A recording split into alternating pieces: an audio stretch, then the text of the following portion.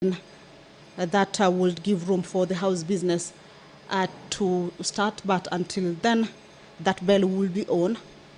Let's go back to the business that is scheduled to be transacted this afternoon. Is that the Gambling Control Bill, a bill originating from the National Assembly,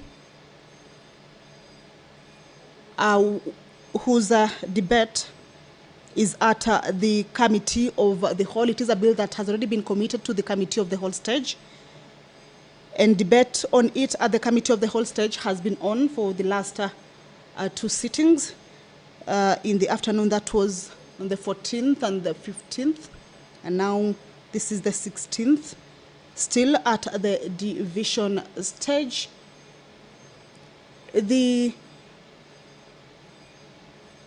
Gambling Control Bill, a bill that is originating from the National Assembly and co-sponsored by the Senate Majority Leader, is that it's a bill that seeks to repeal and replace the Betting Lotteries and Gambling Act Cap 131, provide for a legislative framework for the regulation of gambling in Kenya, and also incorporate safe gambling principles in the gambling sector.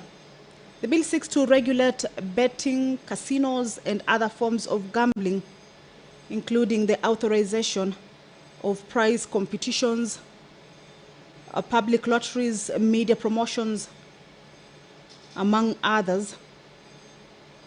And this is a bill that also contains provisions on the establishment of the Gambling Regulatory Authority as a body corporate, the composition of that particular board, its functions and powers, the conduct of business and affairs, also includes the remuneration of the board. It provides for the appointment of a chief executive officer, a corporation secretary, and other staff of the board. It contains the financial provision of the board. Also provides for the preparation and submission of quarterly and annual financial and non-financial reports to the National Treasury and its performance and the performance of the operator. Well, this is a bill that has received, or rather there are amendments that have been moved therein. And with regards to the Committee of the Whole, is that the members have been considering the amendments. Some of the members that have been moving amendments include the Narok Senator, Honorable Ledama Olekina. And at the end of the Committee of the Whole, the members will be looking at whether the amendments that have been moved with regards to the bill be part of the bill or not. It is a bill that has a total of 123 clauses. So the consideration on the amendments in those clauses are still on, and that will resume this afternoon at the Committee of the Whole House stage. The Conflict of Interest Bill, a bill also originating from the National Assembly, Bills number 12 of 2023, also co-sponsored by the Senate Majority Leader, is also lined up for consideration at the Committee of the Whole House stage this afternoon. If you're just joining us, is that this is a quorum bell. And take our seats. We do have quorum now, so we will proceed with today's business. Clerk, you may proceed to call the first order. Order number 1, administration of oath. Order number 2, communication from the chair. Order number 3, messages. Order number 4, petitions. Order number 5, papers. Senate Majority Leader.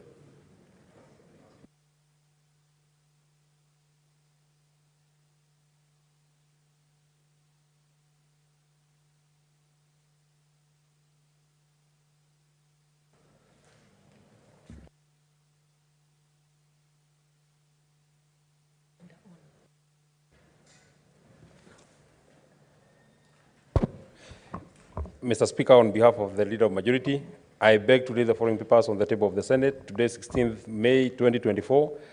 Reports of the Auditor General on the financial statements for the year ended 30th June 2023 of number 1, Tana Water and Sanitation Company, number 2, Mombasa Water and Supply and Sanitation Company Limited, number 3, Rukanga Water and Sanitation Company Limited, number 4, Gatamadhi Water and Sanitation Company Limited, number 5, Muranga Water and Sanitation Company Limited, number 6, Kilifi Mariakani Water and Sanitation and Sewerage Company Limited, number 7, Malindi Water and Sewerage Company Limited, number 8, Karuri Municipality, number 9, Vika Water and Sewerage Company Limited, number 10, Githunguri Water and Sanitation Company Limited.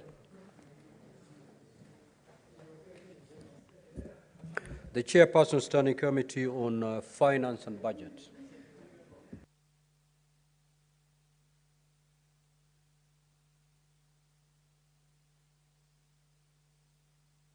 Senator Boni, you're a member of this committee, is it? Finance and Budget. Yes. You may proceed to lay the paper. Thank you, Mr. Speaker. Mr. Speaker, on behalf of the Chair of the Standing Committee on Finance and Budget of this House, I beg to lay the following paper on the table of the Senate. Today, 16th May 2024, being the report of the Standing Committee on Finance and Budget on its consideration of the Public Finance Management Amendment Bill, Senate Bill number 40 of the year 2023. Thank you, Mr. Speaker. Next order. Order number 6, notices of motion. Order number 7, questions and statements. Statements pursuant to Standing Order 52, the Honorable Senator Hamida Kibwana.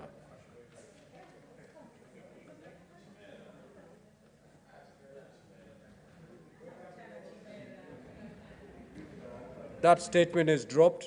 Statements pursuant to Standing Order 53-1, Senator Veronica Maina.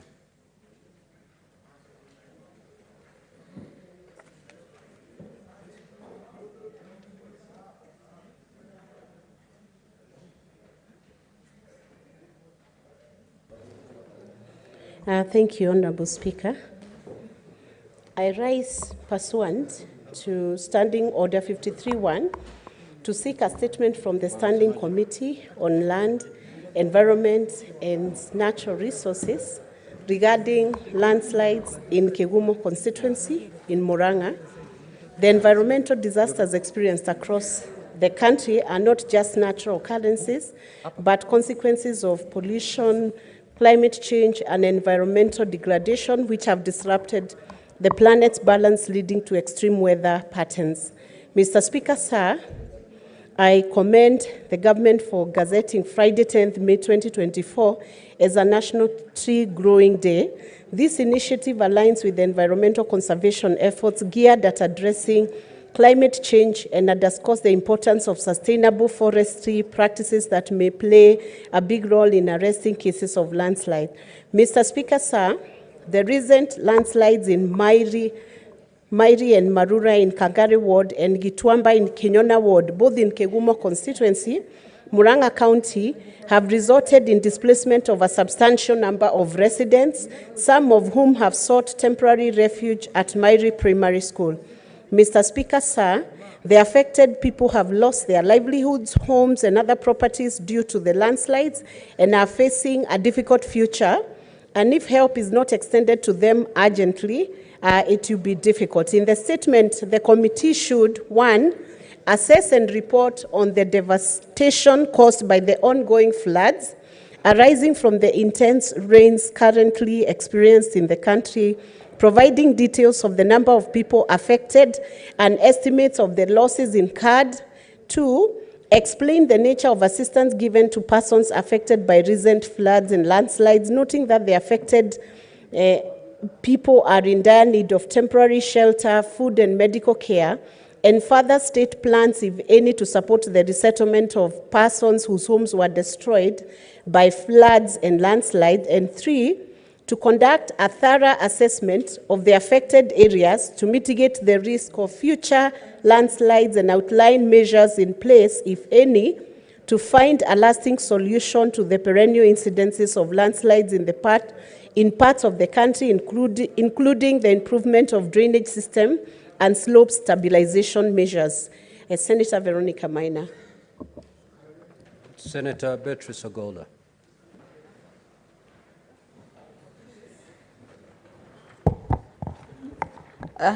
Thank you, Mr. Speaker, sir. Mr. Speaker, sir, this is a request on the implementation of the digital literacy program by the Ministry of Education. Mr. Speaker, sir, I rise pursuant to Standing Order 53-1 to seek a statement from the Standing Committee on Information, Communication and Technology regarding the implementation of the digital literacy program by the Ministry of Information, Communications and the Digital Economy. In the statement, the committee should, 1, table a status report on the implementation of the digital literacy program in the country. 2, state which counties have benefited from the enhanced school infrastructure through the provision of broadband connectivity devices and power connection. 3, explain the criteria used to select the counties that benefited from the program. And lastly, Mr. Speaker, sir, the committee should state the total cost for the implementation of the project so far. Thank you, sir. Senator Karen Nyamu.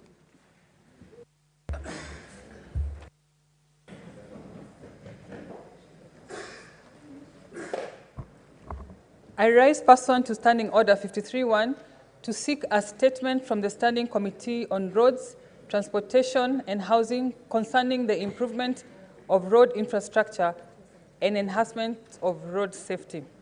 In the statement, the committee should state the plans by the government, if any, to equip first respondents at accident scenes with first aid training to rescue victims and prevent further injuries caused by mishandling, stating the timelines for the same. 2, detail the initiatives taken by the National Transport and Safety Authority, NTSA, to implement breathalyzers and drug tests on major highways to reduce incidents of drunk driving, which results in accidents and loss of lives. 3, state measures taken to ensure motorcyclists, cyclists, and pedestrians wear reflective clothing when traveling during night hours, considering these times are deemed as peak accident hours. 4, outline initiatives put in place by the government to educate and raise public awareness on the importance of crossing streets only in designated spots. And finally, state the plans by the State Department of Roads, if any, to enhance road infrastructure such as road markings, better lighting, and installations of more visible signage along major highways nationwide, and provide the timelines. I thank you, Mr. Speaker. Senator Crystal Asige.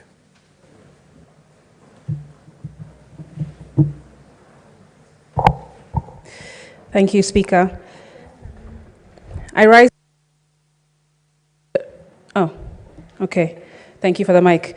I rise pursuant to Standing Order 53-1 to seek a statement from the Standing Committee on Trade, Industrialization and Tourism regarding the United States to Kenya Strategic Trade and Investment Partnership, STIP. In the statement, the committee should state the direct benefits of the U.S. to Kenya Strategic Trade and Investment Partnership Agreement. Explain the contents of the U.S. to Kenya Strategic Trade and Investment Partnership with respect to tariffs on agricultural products and particularly poultry importation in Kenya from the USA. And to what extent will this will it affect poultry farmers in Kenya? Explain the trade and investment opportunities that the ministry has provided to poultry farmers to enable them meet the market demand in Kenya and abroad. State how county governments have been involved in implementation of STIP due to the fact that most of these partnerships touch on devolved functions, such as agriculture.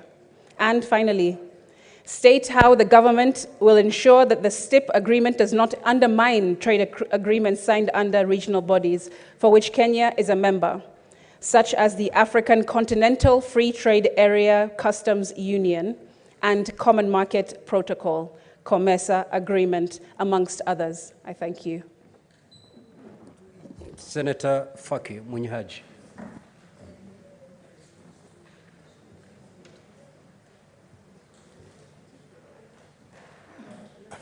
Thank you, Mr. Speaker, sir. I rise pursuant to Standing Order number 53-1 to seek a statement from the Standing Committee on Education on the current state of Shimolateo High School in Mombasa County.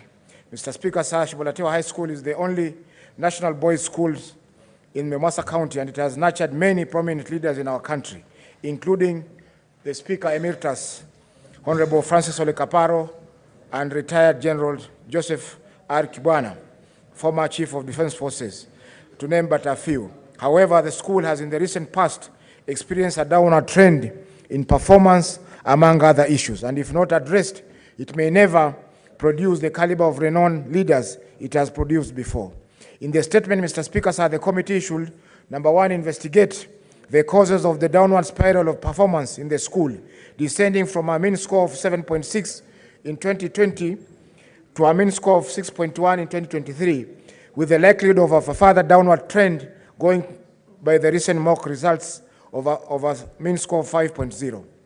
Number two, confirm the amount of and fate of the money realized from the disposal of all scrap metals from the school, stating who was authorized to dispose and whether due process was followed in the disposition of the said scrap metals as per the relevant law.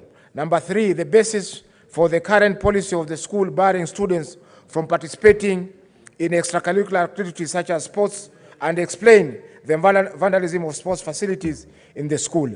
And number four, provide a report on the school policy on employment and deployment of the non-teaching staff in the school, giving the ethnic composition of the said non-teaching staff. Thank you, Mr. Speaker, sir. Senator Tabitha Mutinda.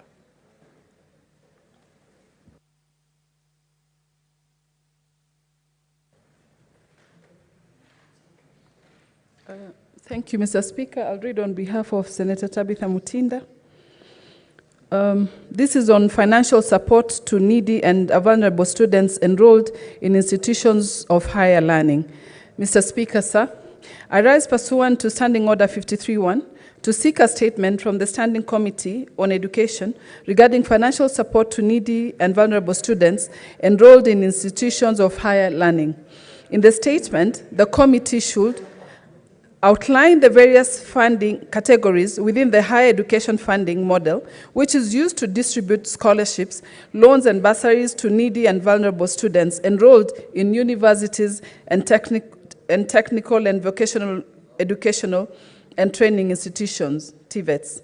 Number two, state the parameters used by the Ministry of Education to place needy and vulnerable students in the various categories of funding. Number three, provide details on the financial support advanced to students in each category, indicating the precise amounts disbursed vis-a-vis the required tuition fee. And number four, explain any measures put in place to ensure that students are accurately placed in the funding categories that correspond to their genuine needs.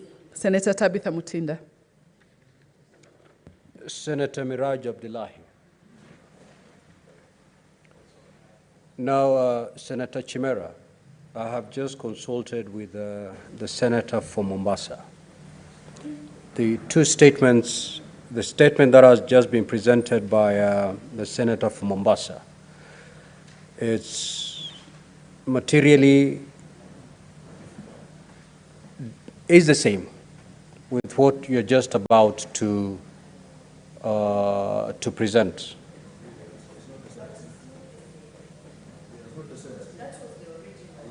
Senator Gloria, you're out of order. If it's not the same, you may proceed on the aspects that differ with the statement that has been requested. Proceed.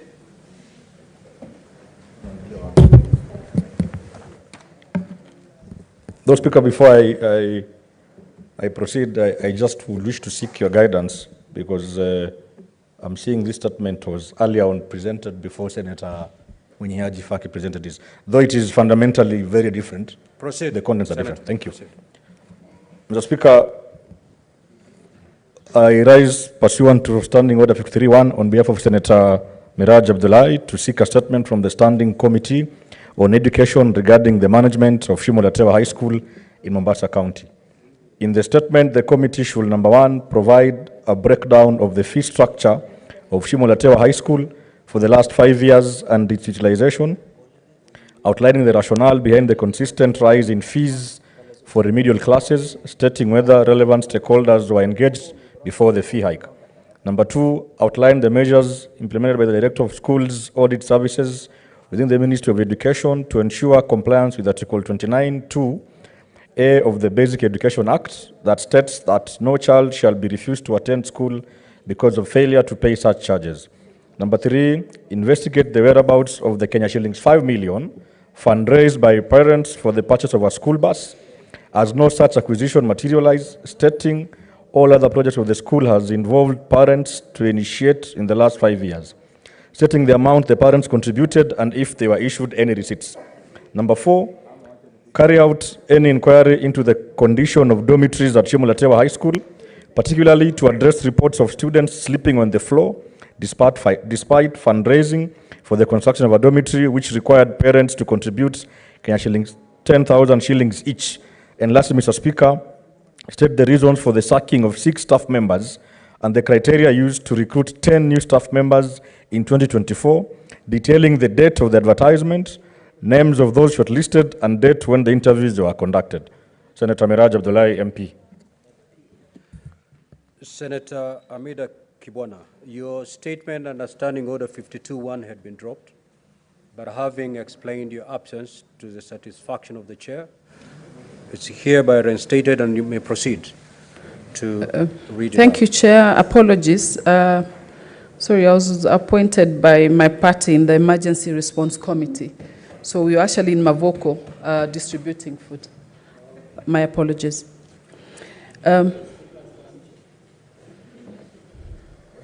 Proceed, Senator Kibwana. And Senator Fernandez, you may not interfere Mr. Speaker, with proceedings. Mr. Speaker, my statement is concerning the appointment of Major General Fatuma Ahmed as the first female Kenya Air Force Service Commander and Major General. I rise pursuant to Standing Order 52-1 to, Mr. Speaker, I rise pursuant to Standing Order 52-1 to extend heartfelt congratulations to Major General Fatuma Ahmed on her historic appointment as the first female service commander of the Kenya Air Force and Major General in Kenya.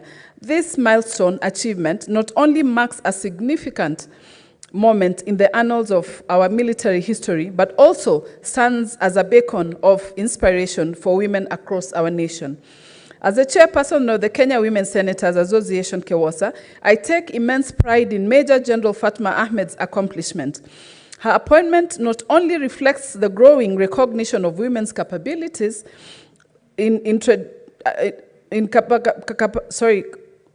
capabilities in traditionally male-dominated sectors, but also underscores the strides being made towards gender equality and women's empowerment in our country. Mr. Speaker, sir, KEWOSA has long been a leader in advocating for women's empowerment and gender equality and championing the rights of marginalized groups. Major General Fatuma Ahmed's ascent to this esteemed position aligns perfectly with KEWOSA's core values and serves as a testament to the talent, dedication, and capabilities of Kenyan women. Mr. Speaker, sir, Major General Ahmed's exemplary leadership, professionalism, and dedication to service have made her a role model not just for women, but for all Kenyans. Her achievements pave the way for future generations of women to pursue their dreams and ambitions without intimidations. Mr. Speaker, sir, In conclusion, I call upon the August House to join me in congratulating Major General Fatuma Ahmed on her well-deserved appointment. Mr. Speaker, kindly protect me from... Honorable Senators, may the Senator be heard in silence. In conclusion, I call upon the August House to join me in congratulating... What is the point of order, Senator for Kisumu? In order for Senator, under Standing Order 1, is it in order for the Senator to imply that Kawasa has played a role in the promotion of General Fatuma, because there's no connection between Kawasa and the General, who is my neighbor? That's not true, Mr. Speaker. I said Kawasa has... Order, Senator. Senator for Kisumu, you are totally out of order for relying on Standing Order number 1 in this aspect. Proceed, Senator Hamida. Mr. Speaker, sir, in conclusion, I call upon this August House to join me in congratulating Major General Fatuma Ahmed on her well-deserved appointment. Let us celebrate her accomplishments as a win, not just for her, but all Kenyan women who strive for excellence and equality in every sphere of society. Her journey reminds us that barriers can be broken and dreams can be realized through hard work, determination... What is the point of order, Senator for Meru? That statement has been approved by the Speaker. Yeah, thank you. Thank you, Honorable Speaker. Honorable Speaker, as much as I agree with the Senator Minda on this general, but severally she is refusing to acknowledge the actual name of this general. Major General Fatuma Gaiti Ahmed. Fatuma Gaiti Ahmed is a Meru already. And she is severally refusing to recognize that Gaiti name because she was born in Meru and raised in Meru. Why are you avoiding the middle name Gaiti? Gaiti is a Meru already. Can you kindly pronounce the name correctly? Major General Fatuma Gaiti Ahmed. Senator for Meru. I wish you rose on a point of information. Yeah. Proceed. There's nothing out of order. Thank you for the information, Bwana DS. I will repeat that paragraph. Mr. Speaker, sir, in conclusion, I call upon the August House to join me in congratulating... Senator Boni, can we allow Senator Hamida to conclude on her statement? What is your point of order, Senator Boni?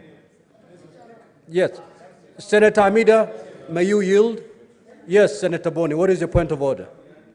Mr. Speaker, I'm firmly aware that when you approved this statement, you did not wish to introduce, as the mover has done, and as the point of order has demonstrated, you did not wish to introduce the issue of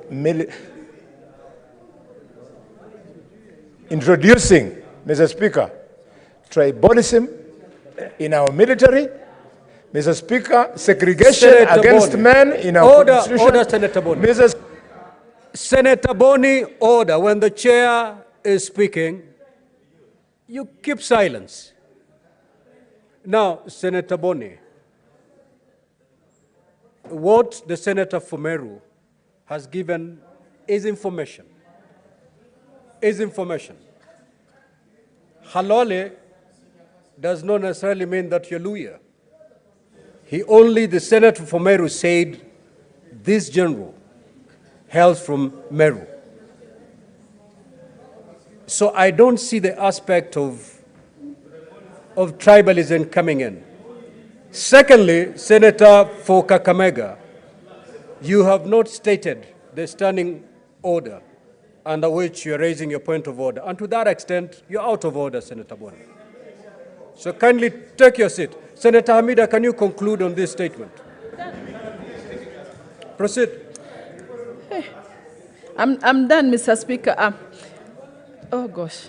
In conclusion, I call upon this August House to join me in congratulating Major General Fatuma Gaiti Ahmed on her well-deserved appointment. Let us celebrate her accomplishment as a win, not just for her, but all the Kenyan women who strive for excellence and equally.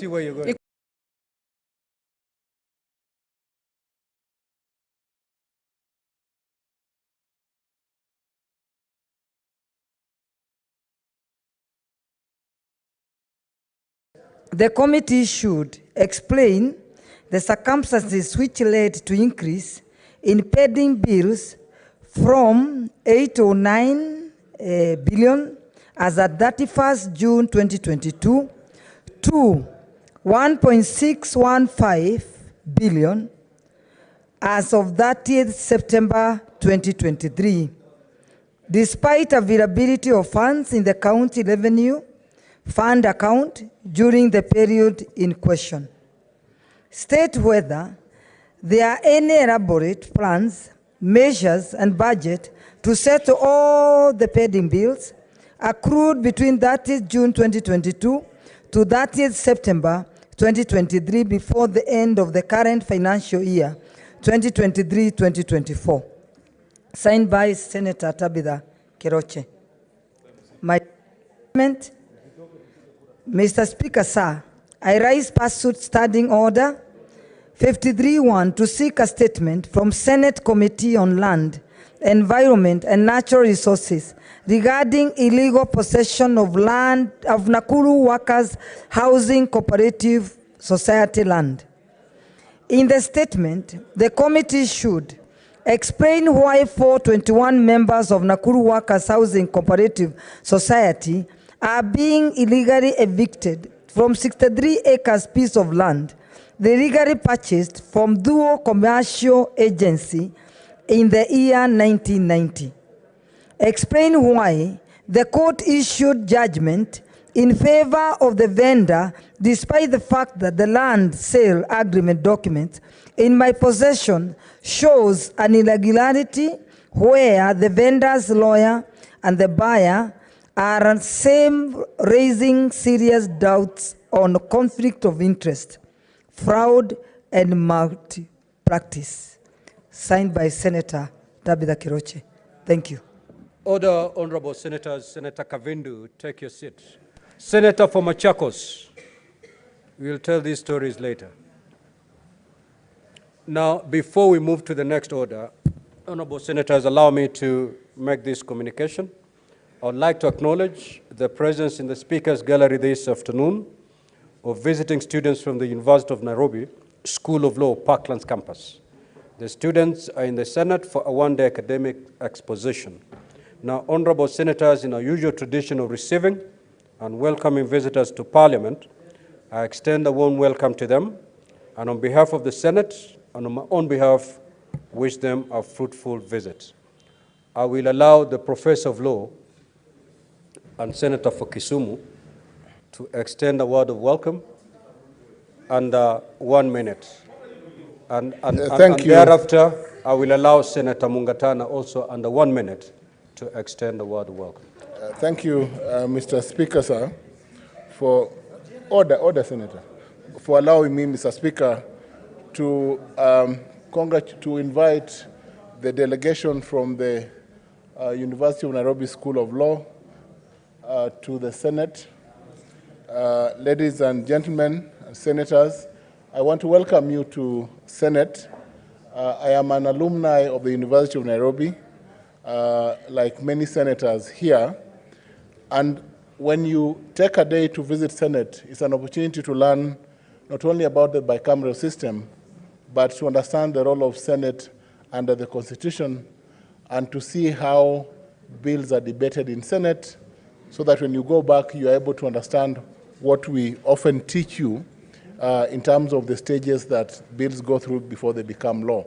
So I welcome you heartily, and I also hope that you'll also visit the National Assembly so that you understand how bills brought concurrent jurisdictions over bills are undertaken, where a matter falls both before the National Assembly and eventually before Senate.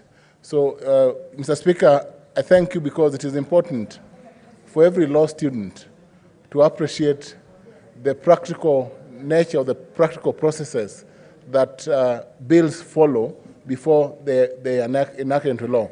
Out there, when law is unconstitutional, we often wait until laws are enacted by the Houses of Parliament before we challenge them in court. And I think the good measure is that the students will have an opportunity, one, to go understand the process of Senate, and then two, when they eventually become advocates, to understand the processes that they use now to go to court and to deal with petitions at that level.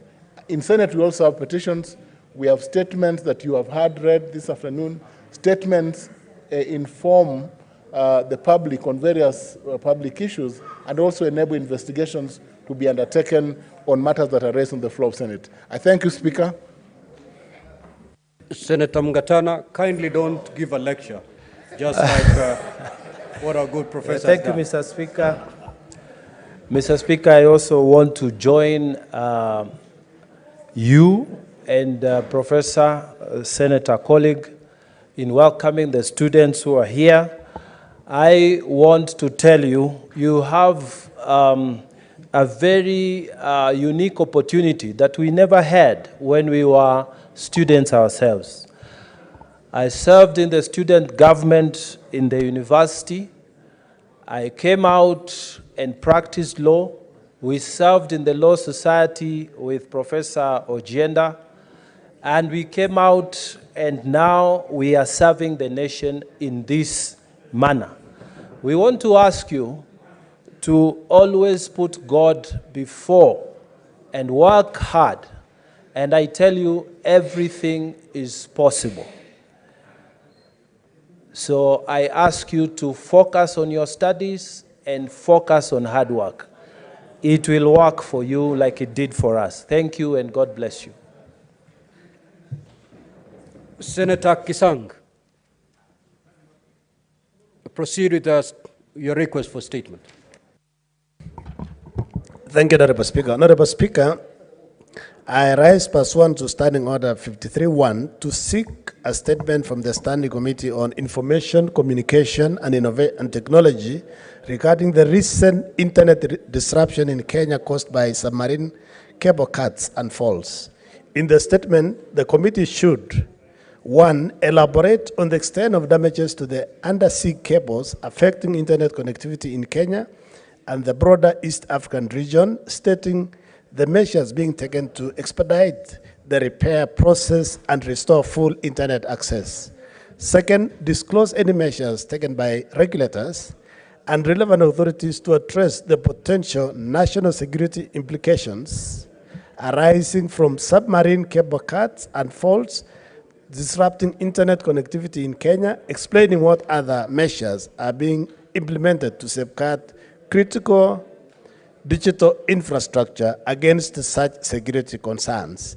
Third, outline any measures explored or implemented to enhance the resilience of Kenya's digital infrastructure against submarine cable cuts and faults, and state the anticipated timelines for the implementation. And finally, Honorable Speaker, explain how these disruptions impact Kenya's competitiveness in the global digital economy and outline any strategies being considered to mitigate any potential long-term effects. Thank you, Honorable Speaker. Senator Mbugua, George.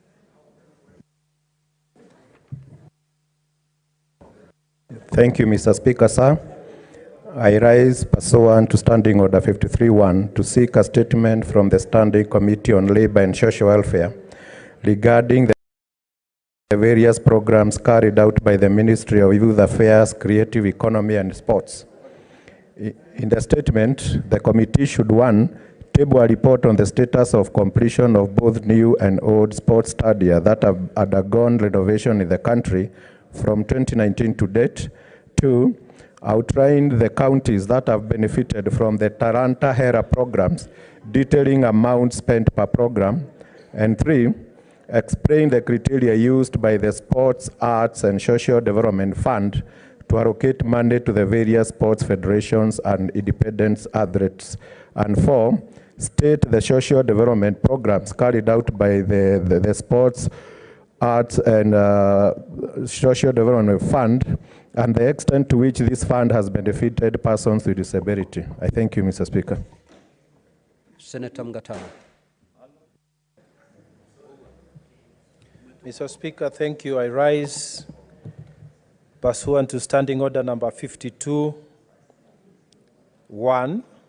to make a statement on a matter of general topical concern, namely the Mental Health Awareness Month, which is observed worldwide in May and was first recognized in 1949.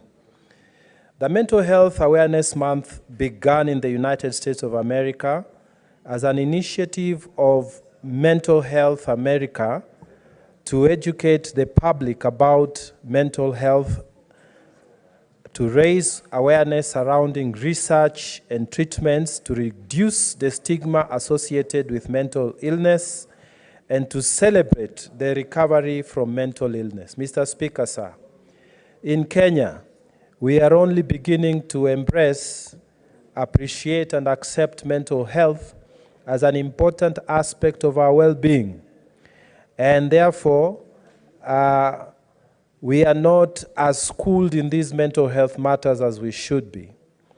Some reasons that make people not seek care for mental illness include stigma, lack of awareness.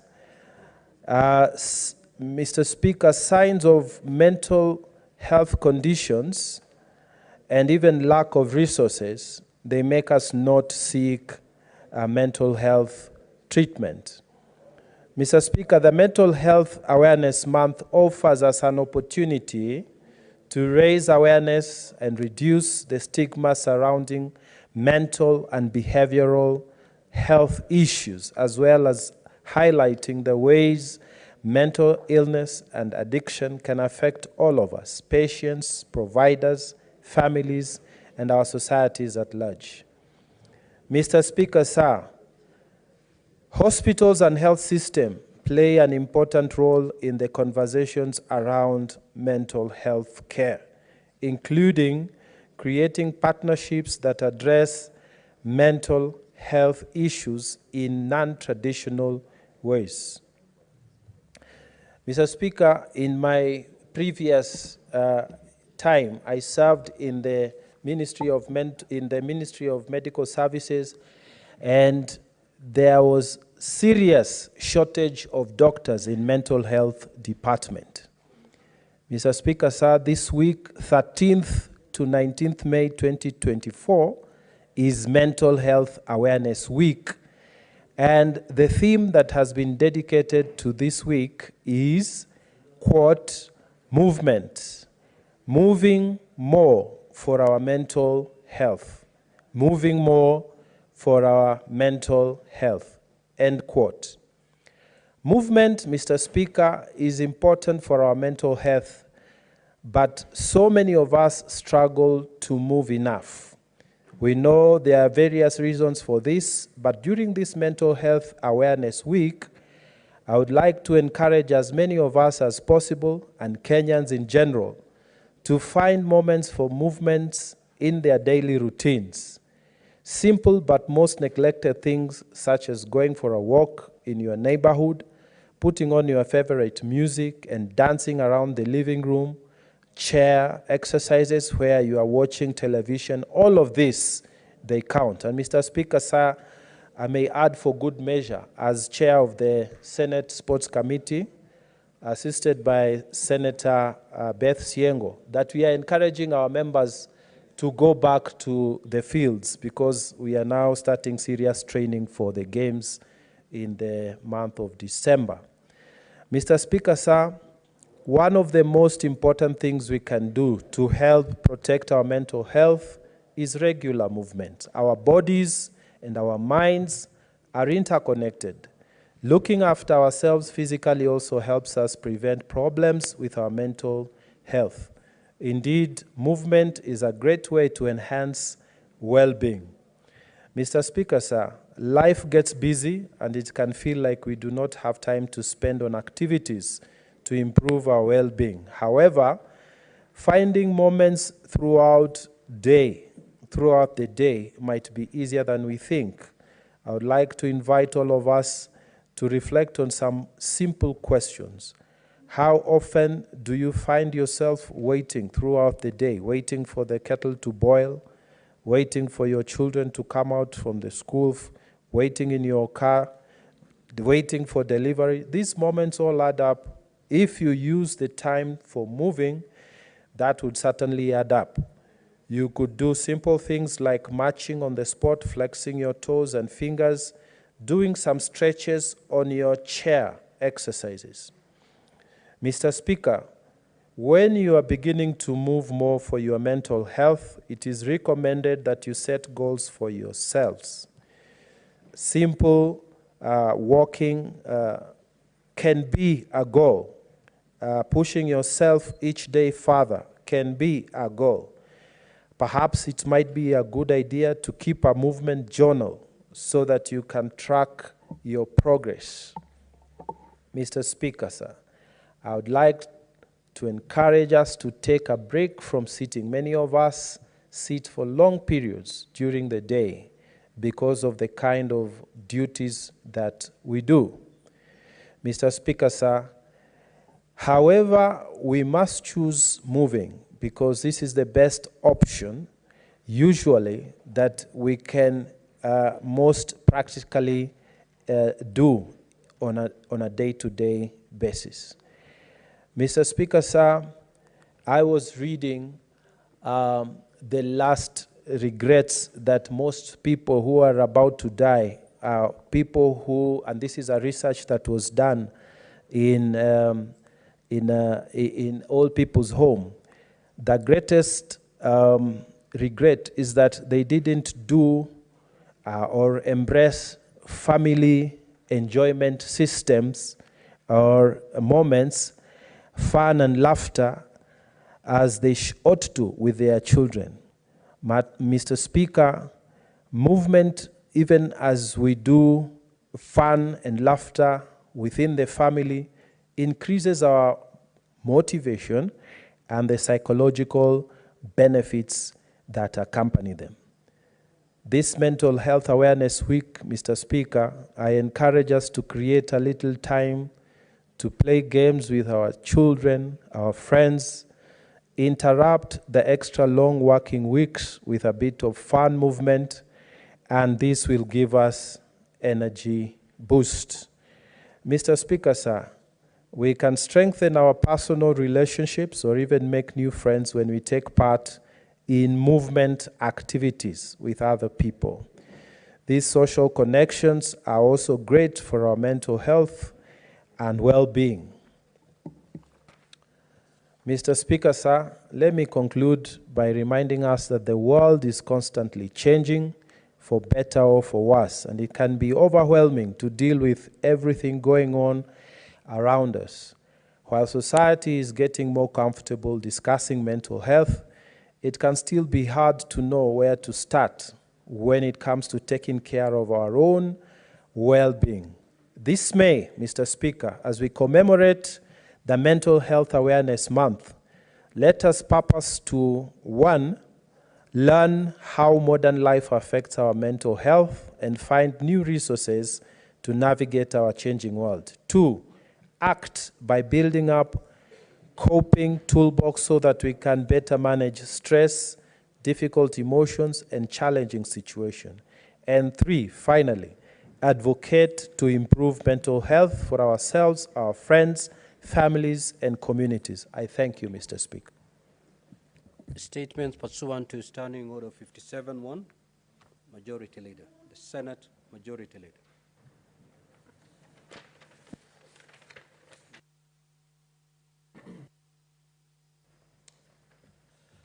Mr. Speaker, sir, I rise pursuant to Standing Order number 57-1 to hereby present the business of the Senate for the week that commences 21st of May 2024. Mr. Speaker, sir, 43 bills are pending conclusion in the Senate. Of these bills, 40 are at the second reading stage, while 3 are at the committee of the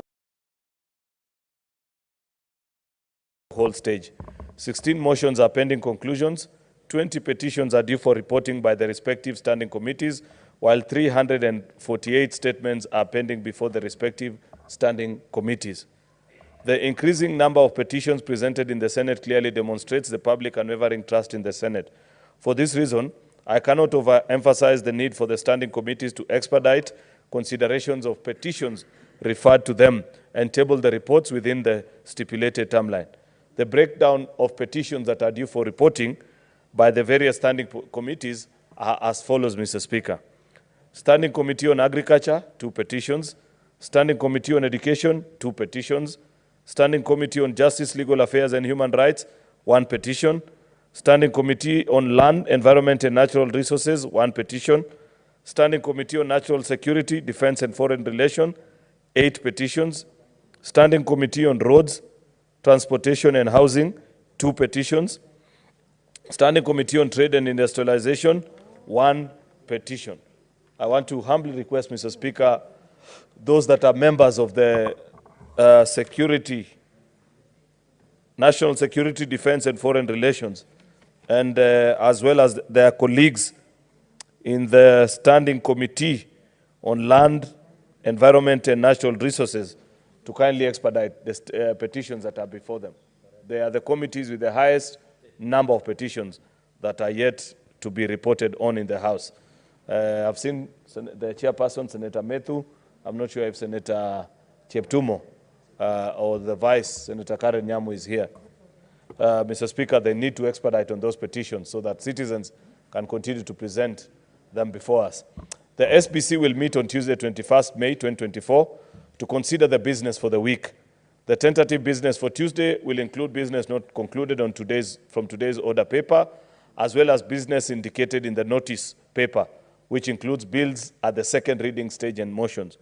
The tentative business for Wednesday, 22nd May 2024, morning sitting, will include schedule of questions as approved by the Senate Business Committee, as well as motions. The summary of questions is as follows. Question number 19 to the CS of Agriculture. Question number 21 to the CS of Treasury. Question number 42 to the CS of Agriculture.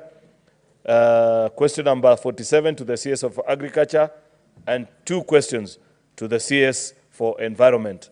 Those are questions that will be presented before the various ministers. We have the Minister for Agriculture, Minister for National Treasury, who I note has never made an appearance before this House, Mr. Speaker. The CS for Environment, a former senator, Mr. Speaker, will equally be here to respond to questions by various members on Wednesday, the 22nd of May 2024. Mr. Speaker, I hope members can find time to come and interact. And I must appreciate, Mr. Speaker, that the last few weeks have been quite interactive, and members have presented their issues before the ministers that have come.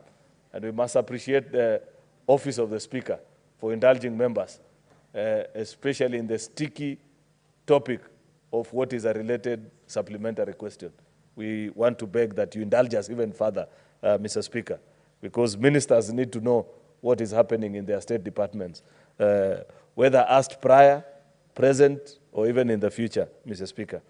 The business for Wednesday, 22nd May 2024, afternoon sitting will include business not concluded in the order paper on Tuesday, the 14th of May. These bills that are at second reading, which is an NCA Authority Amendment Bill, Meteorology Bill, which was moved yesterday. I think Senator Mungatana, at the rise of the House, was seconding actually that bill. Mr. Speaker, I haven't seen if it is on the order paper today.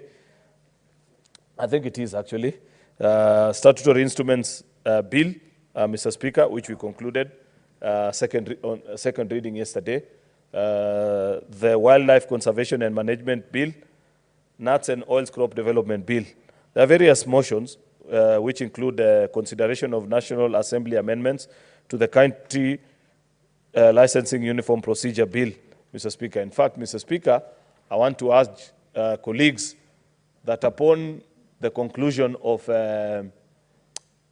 Committee of the Whole stage this afternoon, Mr. Speaker, if you can stick around, we can conclude with this motion, because the committee has agreed to the amendments that have been done by our colleagues in the National Assembly. So it's a very straightforward matter that we don't need to hoggle upon. Upon the consideration of that motion this afternoon, Mr. Speaker, should you find that this is a matter that concerns counties as expected, then we can take the vote on it. This is a very important bill, Mr. Speaker, that sets the uniform standard for license payment across all our 47 counties. Part of the bills that we have been discussing in this House, Mr. Speaker, and many others. There is a report on the Standing Committee of Health into the alleged irregularities in procurement of long-lasting insecticide treated treated nets at KEMSA, a report that has been tabled before this House. I want to urge members to read and support that report. Finally, Mr. Speaker, the business for Thursday will be the business that will not have concluded on the previous day. I thank you, Mr. Speaker. I hereby lay this statement on the table of the Senate today, Thursday, I think it's 16th of May 2024. Majority Leader, may you approach the chair, please.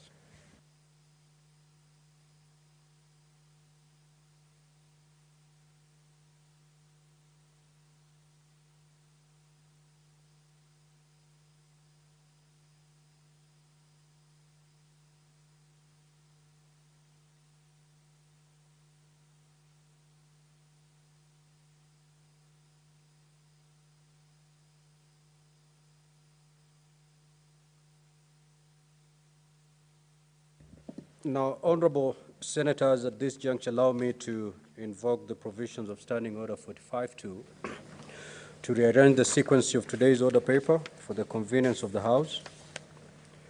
We will move straight away to order number 10, and thereafter we will resume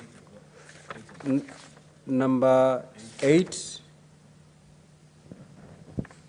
no, number 9 and 10. And thereafter, we will resume normal flow of today's business as contained in the order paper. Clerk, proceed to call that order, please.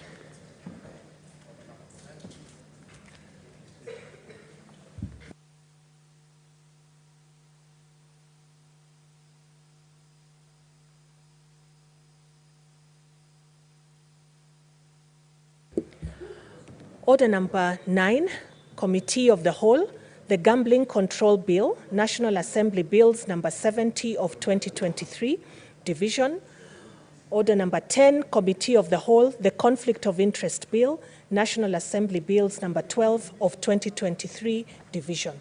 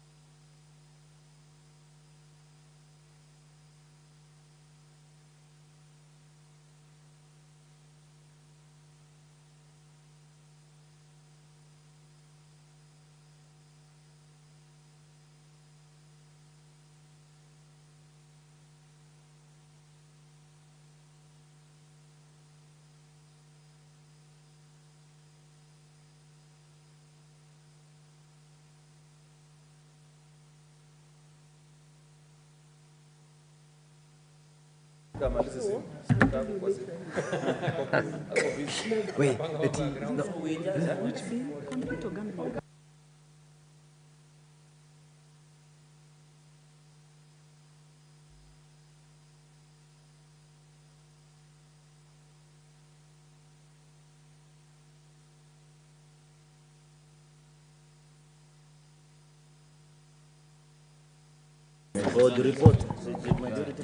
Sergeant at Arms, could you please ring the quorum bell for 5 minutes? 10 minutes, 10 minutes.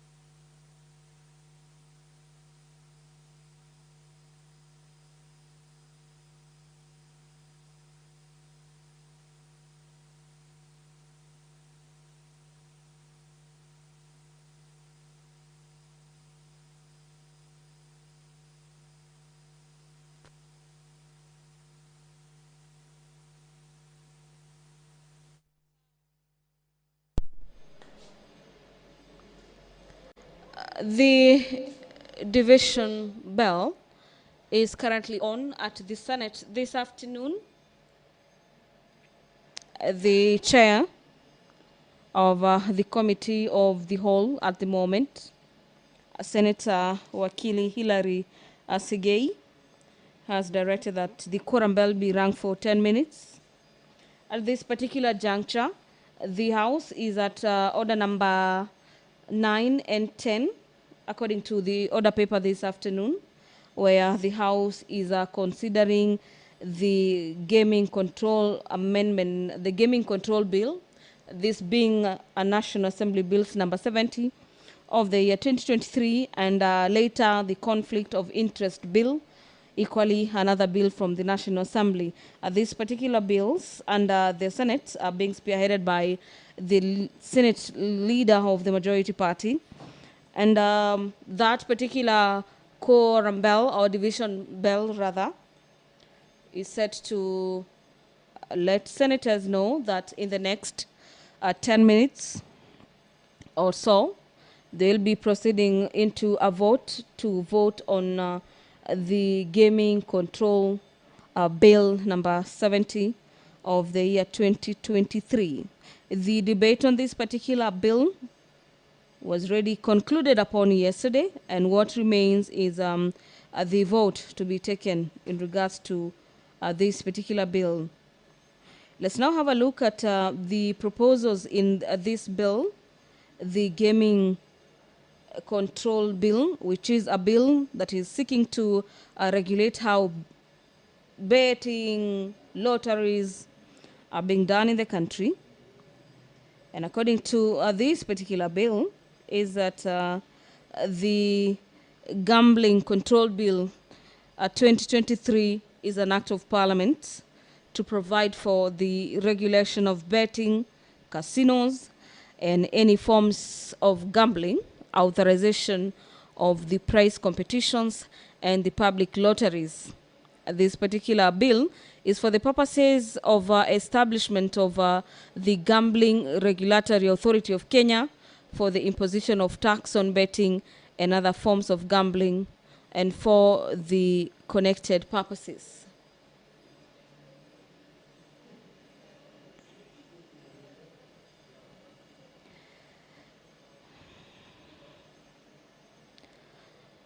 Upon the passage of this particular bill, the proposal is to have among them the Gambling Appeals Tribunal, and this particular act is to provide for a framework for regulation and control of gambling activities, as well as authorize some gambling activities and prohibit the rest as unlawful gambling. There will also be the aspect of promotion of development of responsible gambling industry, as well as minimization of social harm associated with gambling. Matters to do with ensuring that there is integrity and fairness in licensed gambling activities, and provision for the establishment of mechanisms for resolution of disputes relating to gambling. The national government under this particular bill will have a couple of responsibilities. Among them is to establish policies, norms, and the standards for the conduct of betting, lotteries, casinos, and other forms of gambling. The national government will also be charged with the responsibility of regulating the gambling industry, and this is in accordance with the Act. License gambling activities, including online gambling, as well as license national lotteries, and conduct security checks, vetting. This is to ensure that there's due diligence in matters to do with respect of gambling activities. The national government, according to this particular bill, will also ensure that there's compliance with what is provided for in the Act in regards to the various companies that are engaging in these particular businesses, as well as conduct anti-money laundering, risk-based inspections, and inspection to combat financing of terrorism through casinos and any other forms of gambling. A look at pursuant to sections 2A, 36A, 36B, and 36C of the Proceeds of Crime and the Anti-Money Laundering Act of 2009, the national government will also be required to regulate and supervise the reporting institutions licensed under the Act, and to provide matters to do with capacity building and technical assistance to the county governments, as well as perform any other functions as may be prescribed under this particular Act or any other written law.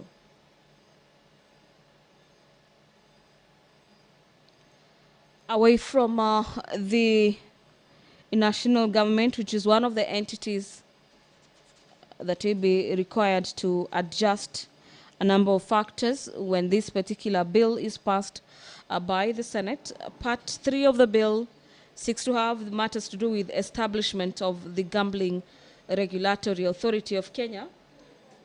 And this particular authority shall be a body corporate with a perpetual succession and a common seal,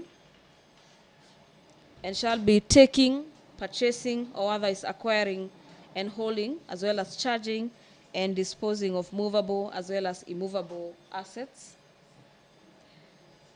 The Gambling Regulatory Authority of Kenya shall be the successor of the Betting Control and Licensing Board established under Section 3 of the Betting, Lotteries and the Gaming Act. This regulatory authority will be based in Nairobi. We'll have a chairperson, a principal secretary from the ministry,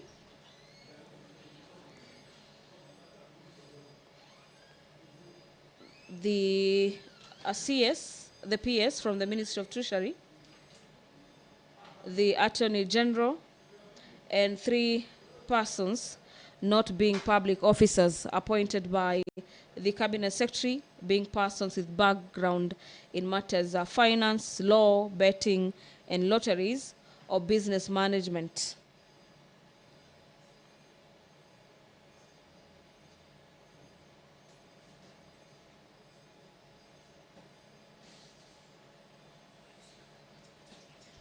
According to this particular bill, the Cabinet Secretary shall, in consultation with the authority, prescribe guidelines of practice on the manner in which facilities for gambling are operated, whether by the holder of the license under this Act or any other person.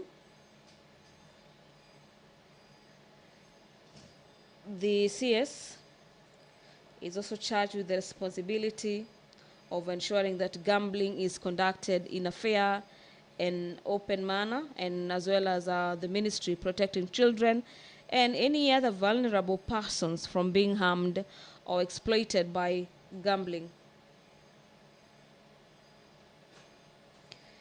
The division bell is currently on at the Senate, and we have the whip marshalling senators to the chambers this afternoon to ensure that the House is properly curated to take that particular vote on the gaming control bill. This is a bill from the National Assembly that seeks to regulate matters betting and how casinos are being run in the Republic of Kenya.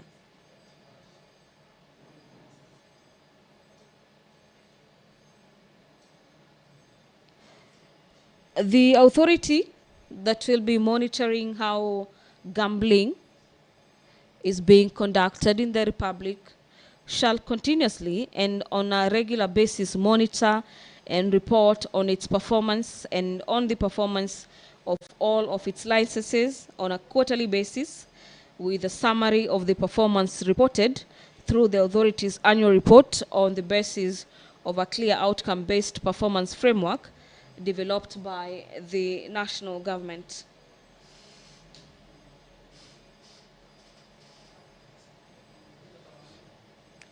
Part 4 of the bill requires that a person shall not offer any gambling activity or service unless the activity or the service is licensed under this particular act.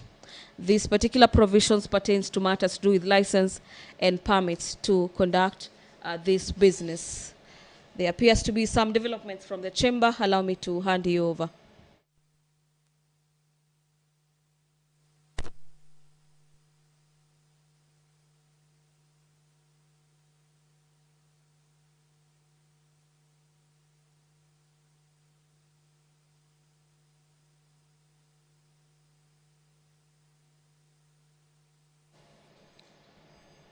The division bell has been added a further few minutes as senators are waited upon to make their way into the chamber this afternoon to necessitate the House to be able to take a vote on the gambling control bill. Remember, this is a bill seeking to regulate as well as streamline the gambling industry in the Republic. Of importance is the establishment of the Gambling Authority, which shall vet all applications for license. In this particular vetting, the authority shall determine whether an applicant is suitable to hold a license or a permit in relation to a body or its directorate, matters to do with financial status or solvency of a company or a person seeking to conduct the business of gambling in the Republic of Kenya. Upon the passage of this particular bill and subsequent establishment of this gambling authority, there will be a lot of vetting of companies as well as persons seeking to establish casinos as well as betting branches across the country, as well as on online platforms. The persons seeking to have licenses will be given an opportunity to be heard before determining whether the applicant is fit and for the purposes of this particular act to ensure that indeed the company does not do gambling that is illegal and that is which is going to harm the country. Remember, when this particular bill was being debated on the floor, senators raised mixed reactions in regards to various proposals proposed in this particular bill. But of importance is how senators stressed on the need to have the industry regulated attributing some of the increase in the cases of suicide and mental health in the country to matters to do with losses that has been incurred in the gambling industry. According to senators, a number of youths have resulted into the aspect of gambling, and upon the aspect of losing, there is no know-how in regards to how one should handle losses, and that is one of the reasons that there is increased in the number of cases of suicide as well as mental health among Kenyans, and hence the need to control the gambling industry.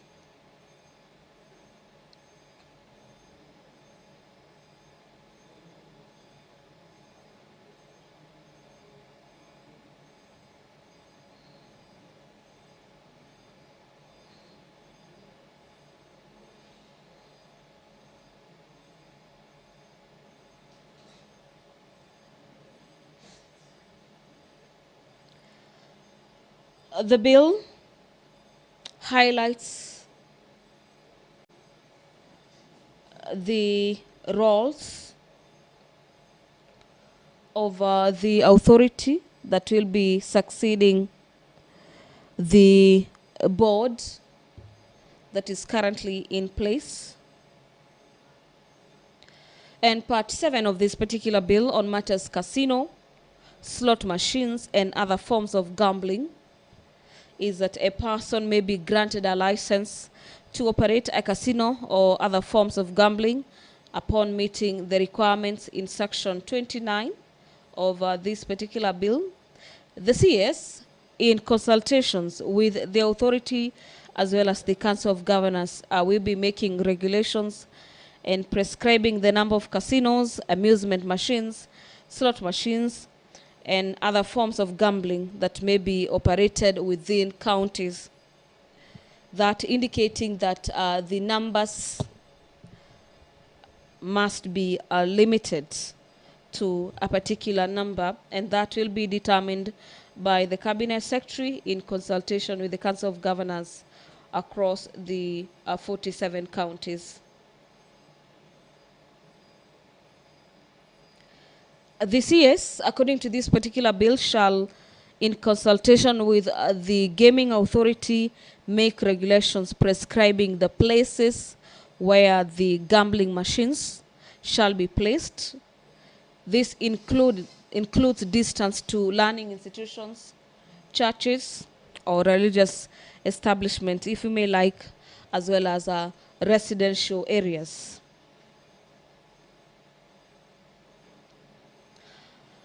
According to this particular bill, is that a single bet in a casino machine shall be played for a minimum of 20 shillings.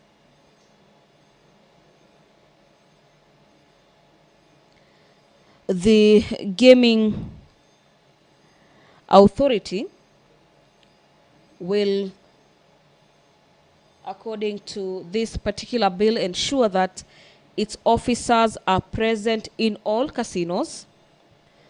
The presence of Gaming Authority officers in casinos across the 47 counties is for the purposes of ensuring that there is compliance with the Act and that the conditions imposed by the authority under the relevant license are being followed upon.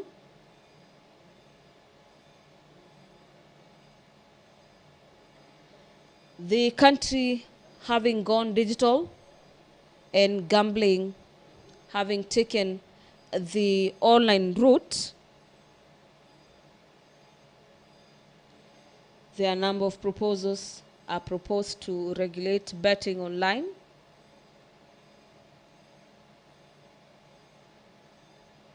And among them is that an online person betting online shall not bet an amount less than 20 shillings in a competition.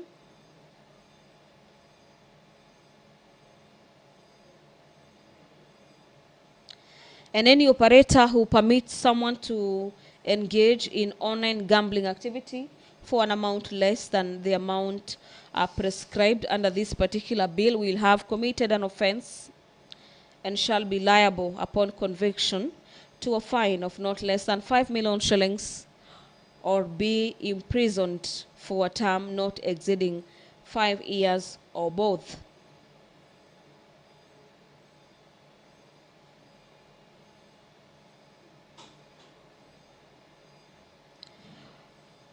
In a case where one is registered as a player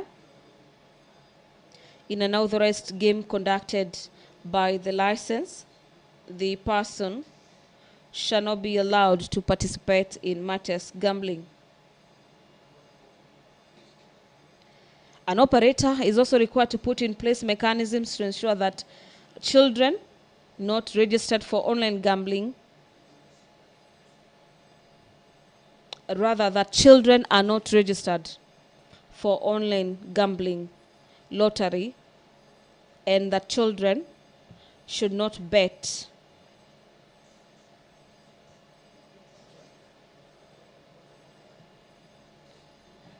When one will be seeking to bet, the operator shall require proof of age of majority prior to matters to do with registration of every player.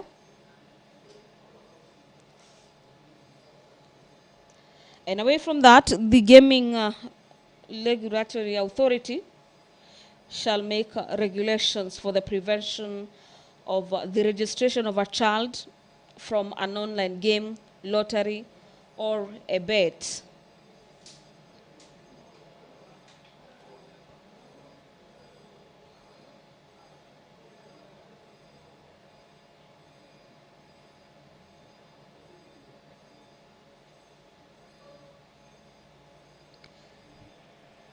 This particular bill also seeks to regulate matters to do with advertisement of gambling activities,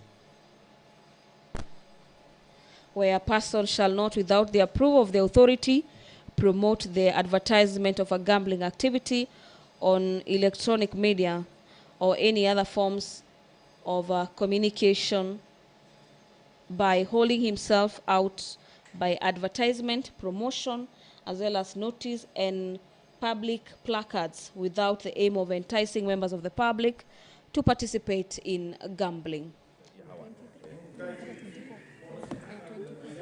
Senator Chimera, take your seat. Order, members. Senator Mofaya, take your seat, please.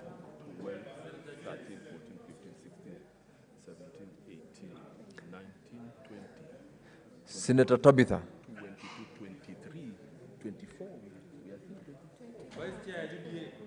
We are exactly 24, Chair.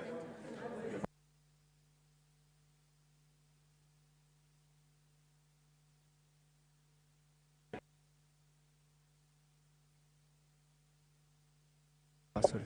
Leader to approach the table. Senator Aaron, please approach the table.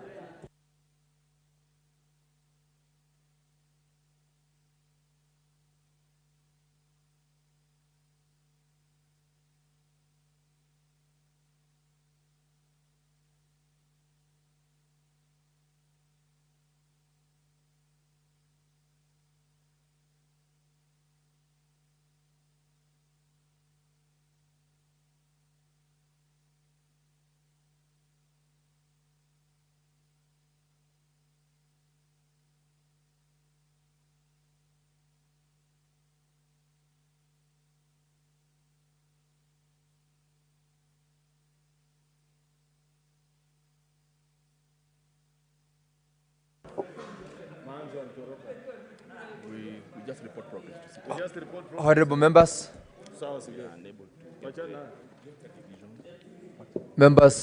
Honorable members, we are unable to raise quorum for purposes of division.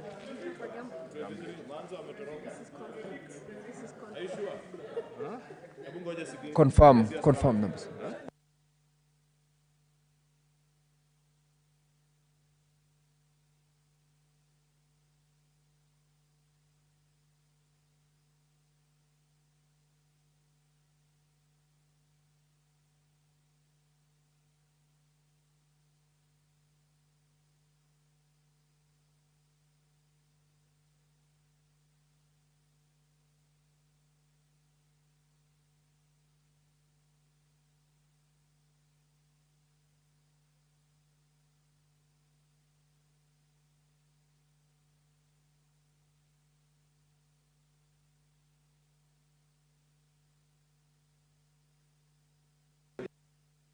So,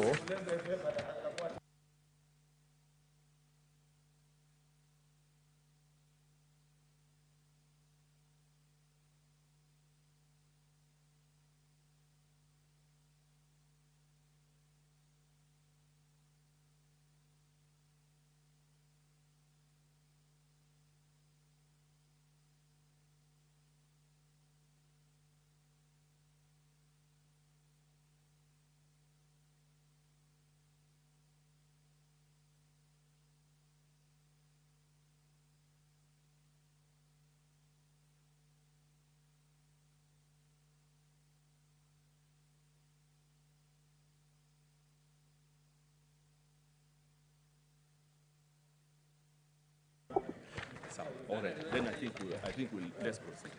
Honorable members, order. We now like to proceed with division on the conflict of interest bill, National Assembly bills number 12 of 2023. We'll go for division.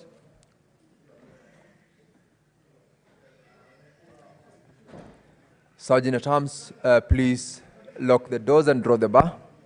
Senators to log out.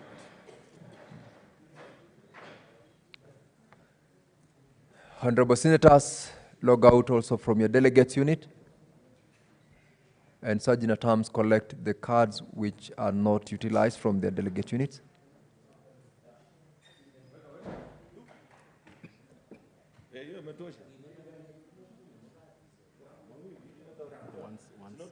Once standing orders, once Sergeant at Arms has confirmed. No, there is no.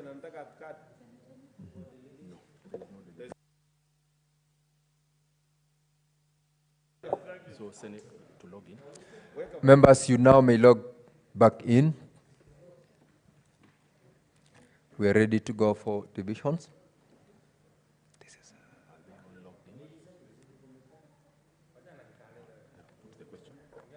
Honorable Senators, I now put the question that clauses 6, 11, 20, 23, 27, 28, 29, 31, 31A, 31B, 32, 33, 34, 35, 36, 37, 38, 47, 49, the first schedule and the second schedule be deleted as proposed.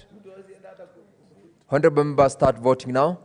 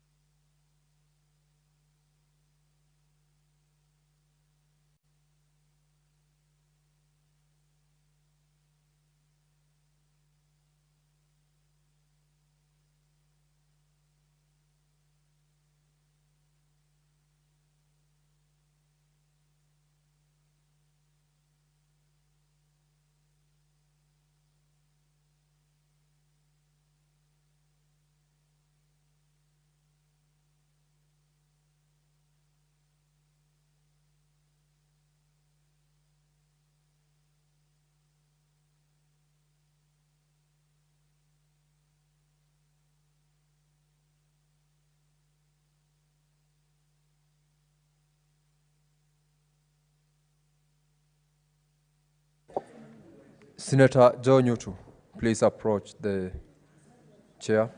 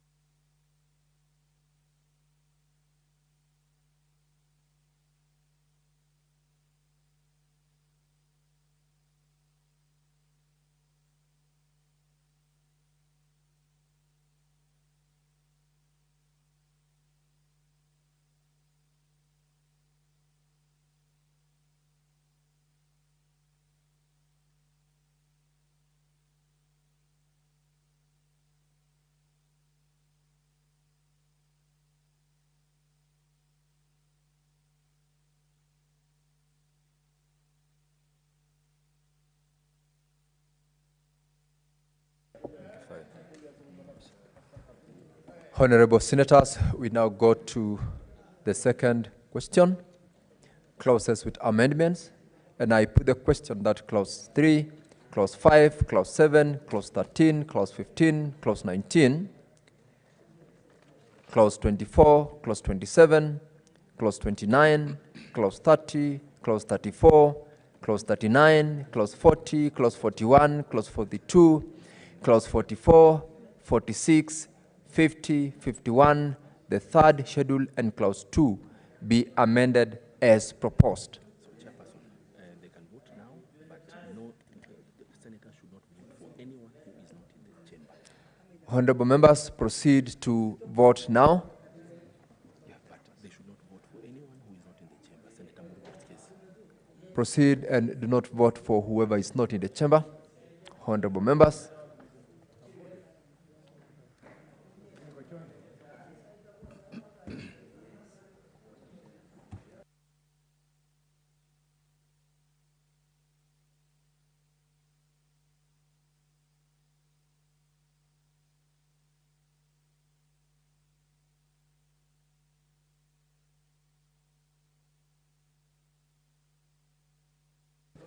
Senators to vote.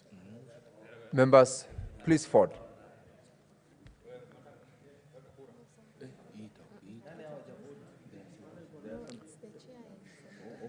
Members, please vote. Just about to conclude voting.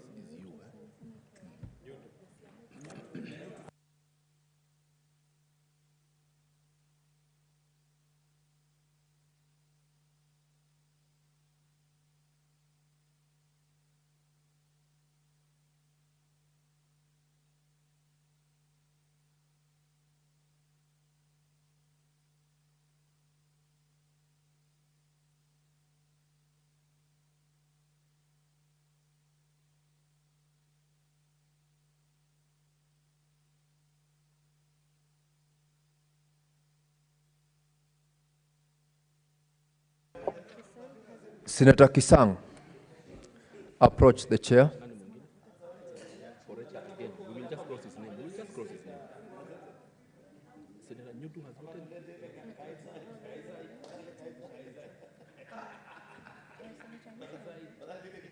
eh? Sawa. Leta hiyo signing page. Angela, signing.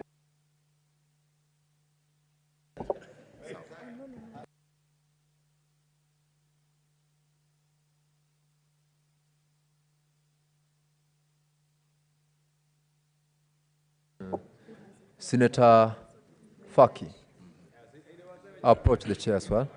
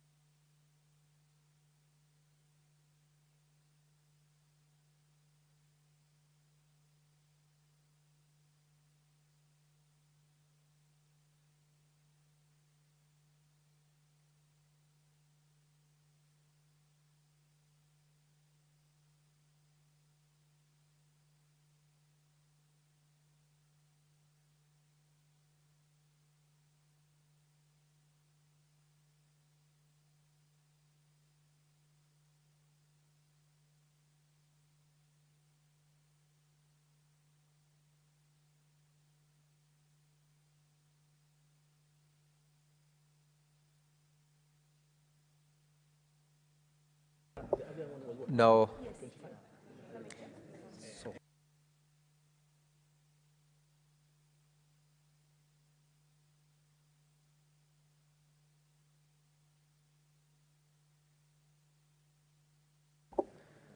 now we are progressing to the next question, and I now put the question that clauses 3 as amended, 4, 5 as amended, clause 7 as amended, clause 8, 9, 10, 12, 13 as amended, clause 14, clause 15 as amended, clause 16, clause 17, clause 18, clause 19 as amended, clause 21, clause 22, clause 23 as amended, clause 25, clause 26, clause 29, clause 30 as amended, clause 39 as amended, clause 40 as amended, clause 41 as amended, clause 42 as amended, clause 43, clause 44 as amended, clause 45 and clause 46 as amended, clause 48 and clause 50 as amended, clause 51 as amended, the third schedule as amended, clause 2 as amended, the title and clause 1 be part of the bill. Honorable members, start voting now.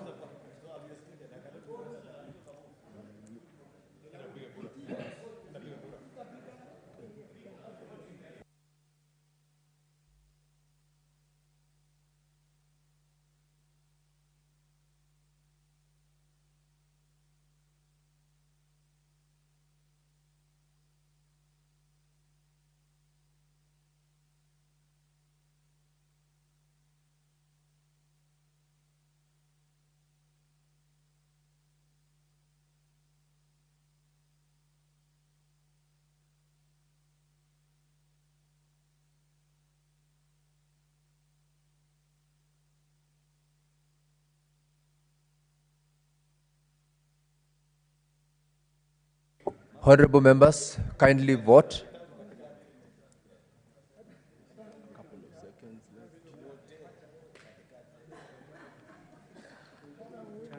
Yes, sir. Gambling, sio leo, sio.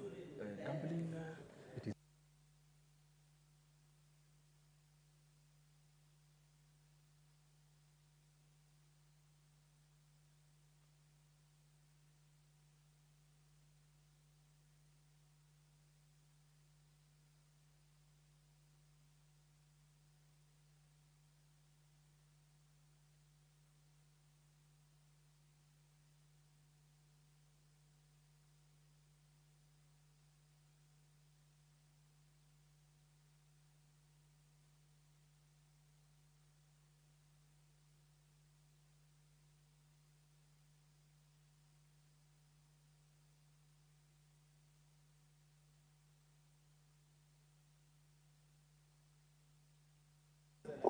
Senator Tabitha Keroche.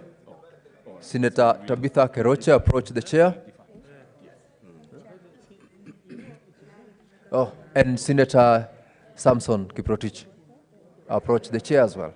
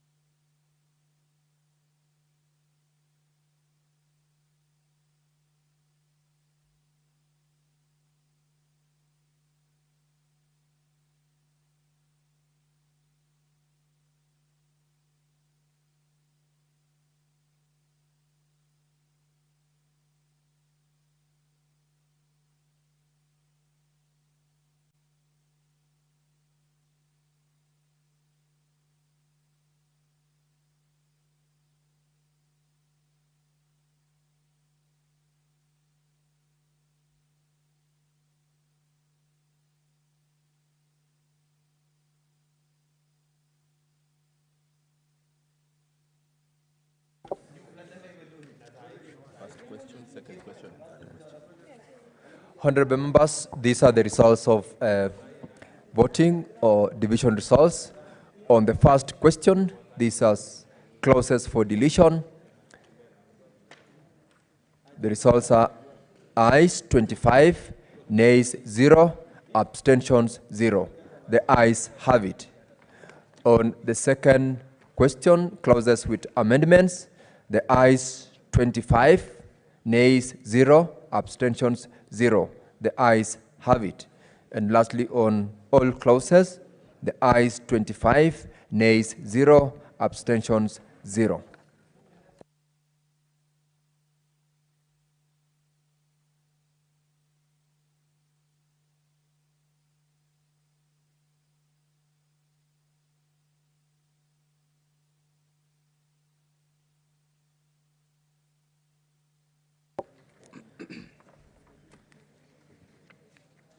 Honorable members, we are now reporting to the House.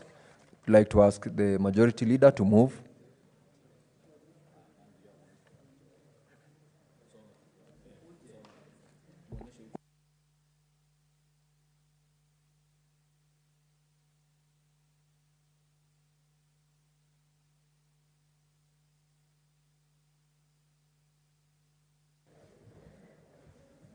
Honorable Speaker, on behalf of the Leader of Majority, Honorable Chairperson, I beg to move that the committee do report to the Senate on its consideration of the Conflict of Interest Bill, National Assembly Bill number 12 of 2023, and its approval thereof with amendments.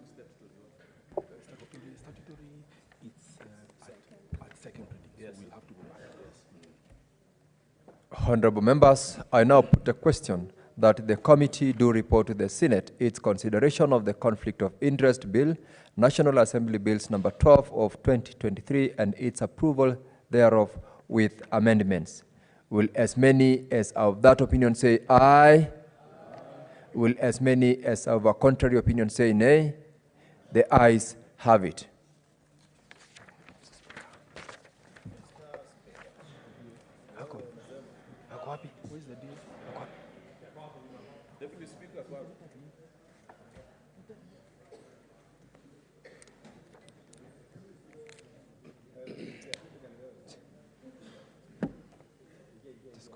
Honorable Senators, Mr. Speaker.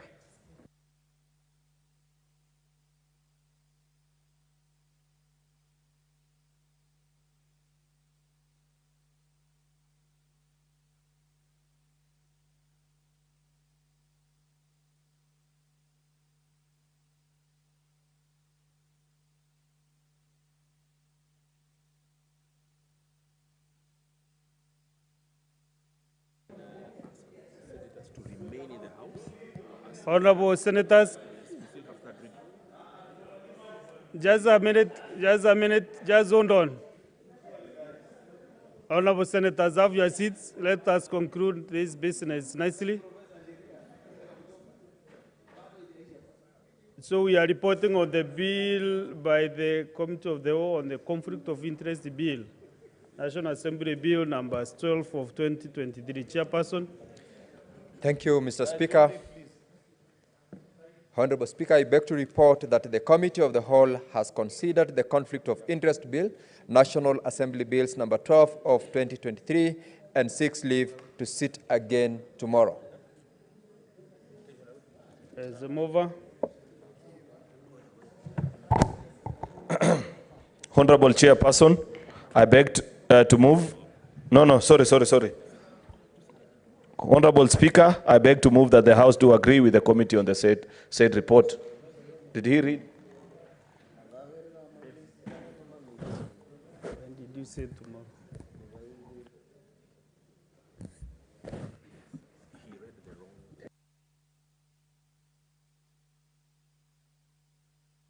Please, the Chairperson, repeat. Sorry, Honorable Speaker, I want to take it again.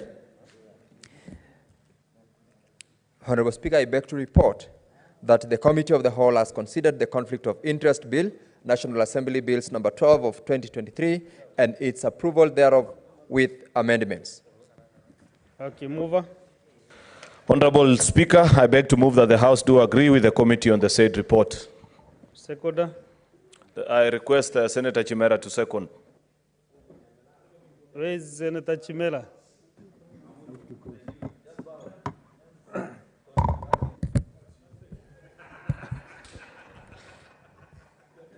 Okay, Honorable Senators, I propose the question that the House do agree with the committee in the Senate report.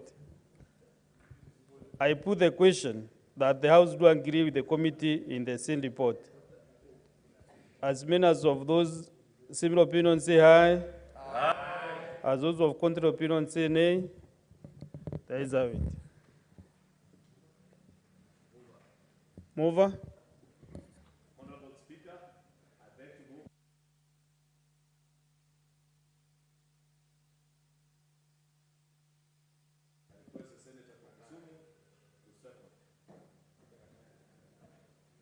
Senator Kisumu. I second, Honorable Speaker. Honorable Senators, I propose the question that the Conflict of Interest Bill, National Assembly Bills number 12 for 2023 now land at that time. I propose the question that the Conflict of Interest Bill, National Assembly Bills number 12 for 2023 be now read at that time. We go to division.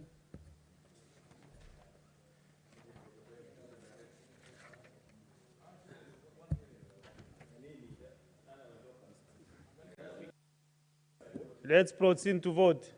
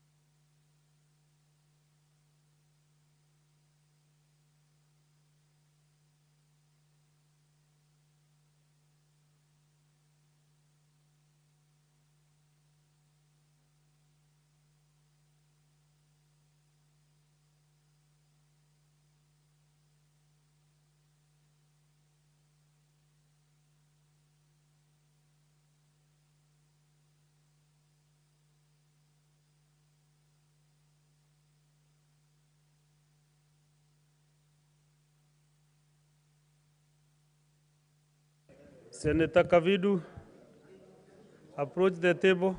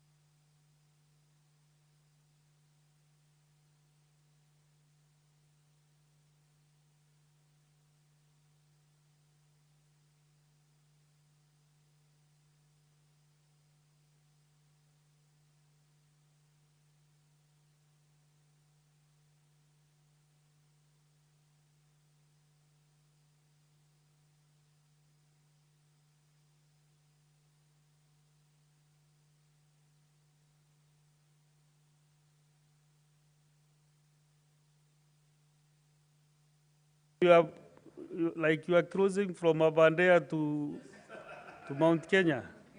Yeah, like Ananta.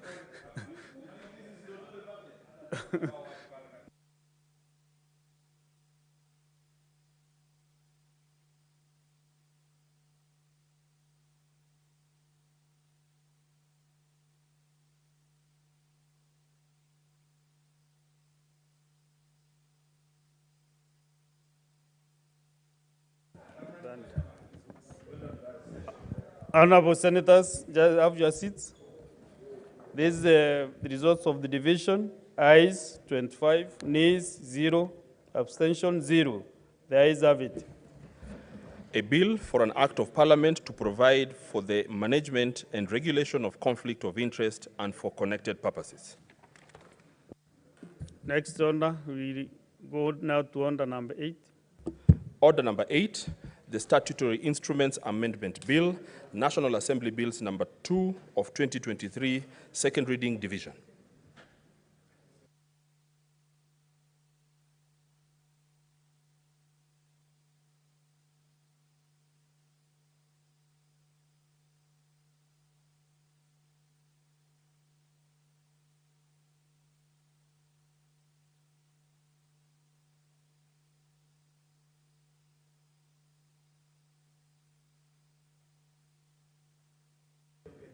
Honorable Senators, let me propose the question, then we vote.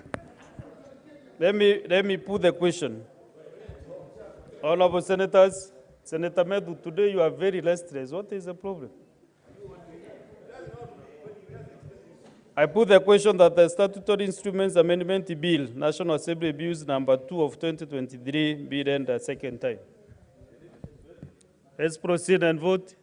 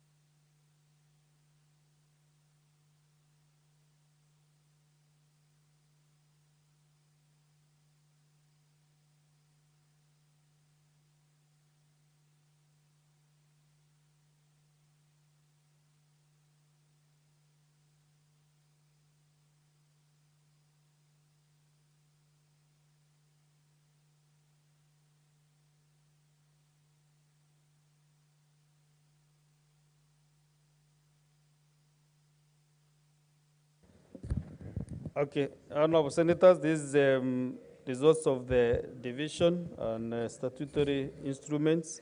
Ayes 26, nays 0, abstention 0. The ayes have it. A bill for an act of parliament to amend the Statutory Instruments Act. Thank you. You can now open the doors and withdraw the bar.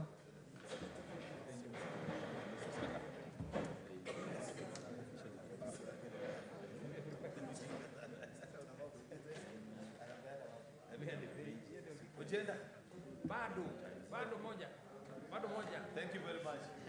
Yeah, so honorable senators, we are now on order number 13. Business appearing as order number 9 has been deferred. So we are on order number 13.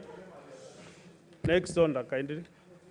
Order number 13, the Meteorology Bill, Senate Bills number 45 of 2023, second reading, resumption of debate.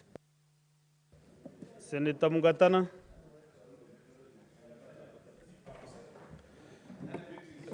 Mr. Speaker,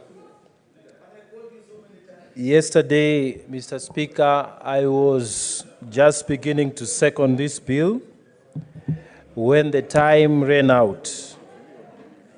But, Mr. Speaker, this bill is very critical for purposes of managing the weather conditions in this country. Mr. Speaker, previously, the Meteorology Department has just been a department within a ministry. They have had constraints of budget. They have had issues with management of their funds, so that, Mr. Speaker, a technical ministry, a technical department like the Meteorology Department, Mr. Speaker, was unable even to purchase important equipment, Mr. Speaker, that is necessary for purposes of doing the scientific things that they need to do so that we can have accurate assessment of the weather and reporting to the citizens of this republic. Mr. Speaker, what this bill is seeking to do is to create an authority that will be semi-independent. This authority, Mr. Speaker, will have power to determine its own budget. It will have ability to source funding. It will be able to collaborate, Mr. Speaker, with similar organizations all over the world. And, Mr. Speaker, it will be able to also partner with similar organizations all over the world. Mr. Speaker, these kinds of partnerships become very difficult to happen when you are within a ministry, when you are a department within a ministry. But when, Mr. Speaker, we establish an authority, the meteorological authority, as we want to do now, then, Mr. Speaker, we are able to enable this authority to reach its full potential. Mr. Speaker, previously, the issues of climate change were not a central global agenda. So it was okay to put the meteorology as a simple department within a ministry.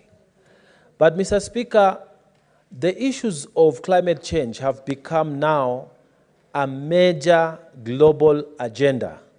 And, Mr. Speaker, it will be sad that right now, Mr. Speaker, Kenya, through the President, we are heading the Africa climate change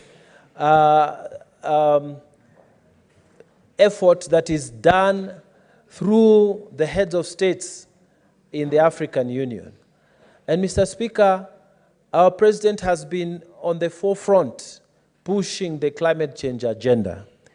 And so it is incumbent upon us also to do what we can from behind. When, Mr. Speaker, we set up the meteorological authority, Mr. Speaker, that will be able to attract funding, Mr. Speaker, that will be able to enter into global partnerships, then, Mr. Speaker, we are heading on the right directions towards the climate change response. Mr. Speaker, Meteorology is a science that requires a lot of research. When you look at the specialists who are employed in the department, in the ministry, Mr. Speaker, we are not able to attract the kind of personnel that is required. Why? Because the remuneration that is given to all the staffers, it is in keeping with the terms and conditions that are within ministries. And Mr. Speaker, some of the knowledgeable people that are required are highly trained personnel. Mr. Speaker, if we are an organization, we create an independent organization, then that organization will be able to attract other forms of remuneration, other forms of compensation for highly trained personnel that will be attracted to work in this Kenya Meteorological Service Authority that we are creating through this bill. Mr. Speaker, if this authority becomes a reality, the government of Kenya will have a central place where we can invest seriously on research. Mr. Speaker, issues to do with weather are highly advanced and highly regulated in more advanced economies. In fact, in those economies, Mr. Speaker, the kind of specialization is so high. Why? Because some of these countries depend on the weather, actually, even for their economy to function. So accuracy around predictability of how the weather will look like actually determine the productivity of those countries. Mr. Speaker, because of the kind of shifts, the kind of changes that have taken place within the environment we live in, the weather and the climate that we live in now, it is necessary, Mr. Speaker, whether we like it or not, to adapt to the new reality. And the new reality is that we have very, very different weather patterns that are emerging. And Mr. Speaker, because these weather patterns are different, we need a new strategy to deal with them. We need new research to deal with them. As it is constituted, the meteorological department cannot handle the new changes that are coming with the new climate realities that we live in these years. So, Mr. Speaker, setting up this organization will be able to attract the kind of research knowledge, the kind of research investment that is required for us to be successful in moving this Kenya society to another level. Mr. Speaker, the issues of predicting climate and the issues of climate change preparedness are also going to be tackled under this new authority. And Mr. Speaker, these things are real for us, people who come from highly climate affected areas like Tana River County, Mr. Speaker. We will need more accurate predictions of weather patterns so that, Mr. Speaker, we are able to also be prepared if it is predicted that maybe we are going to have long rains, if it is predicted accurately that you are going to have long dry spells. Mr. Speaker, the kind of information that will come from this new body will be more reliable. It will help the farmers who are doing their farming investment in Tana River County to be able to invest in accordance with the proper weather patterns. It will help the people who are doing livestock farming in Tana River County to be able to predict the weather patterns and invest accordingly. Mr. Speaker, sometimes we suffer very, very heavy losses because the weather, it goes for longer dry spells than anticipated, and then our cattle farmers who value their animals, they keep keeping them, hoping that it will rain. And if there's no proper predictions, what happens is we now have massive losses because the cows start falling off, then the goats, then the sheep. Why? Because people are living on hope. They are living on traditional ways of predicting whether it was going to rain or not.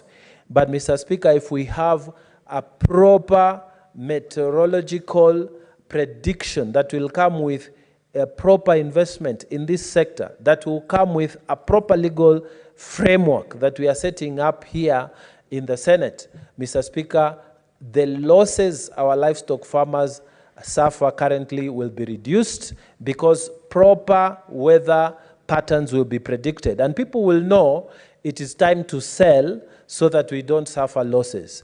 Mr. Speaker, even the farmers who are doing agriculture, they will know what kind of crops that we should go with, because maybe we need a more climate adaptive kind of seeds for this particular season, because we have proper climate predictions from this society.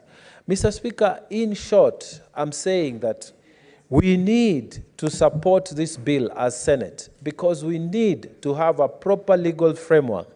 We need to graduate the meteorological department from being a mere department, Mr. Speaker, to a Kenya Meteorological Society, so that, Mr. Speaker, that this authority now, a Kenya Meteorological Authority, will be able now to have proper investment from government and proper investment from partners, proper investment from donors. It will attract proper partnerships from Africa and outside Africa. And Mr. Speaker, will be also able to attract proper personnel, qualified people who can then give us fair predictions, more accurate predictions that will stave off any negative effects on the climate against our people. So, Mr. Speaker, I urge every member of the Senate who will speak to this bill, Mr. Speaker, to support what we are doing. What we are doing here, we are creating a new framework, a legal framework that will enable the meteorology department to transit into the Kenya Meteorological Authority that will be able then to attract all this support and function as an efficient authority and be able to attract the correct people. And Mr. Speaker, this will obviously, over time, translate into proper predictions, weather predictions, climate predictions, that will help our farmers, both animal and agriculture farmers, who will be able then to get proper predictions, Mr. Speaker, and they will be able then to maximize on that information by making more profit from the activities they carry out. It will also stave off the losses that we currently suffer. So, Mr. Speaker, I urge all members to support this bill who will have an opportunity to speak to it. And, Mr. Speaker, with those few remarks, I beg to second. Thank you, Mr. Speaker. Senator Chalgay Samson.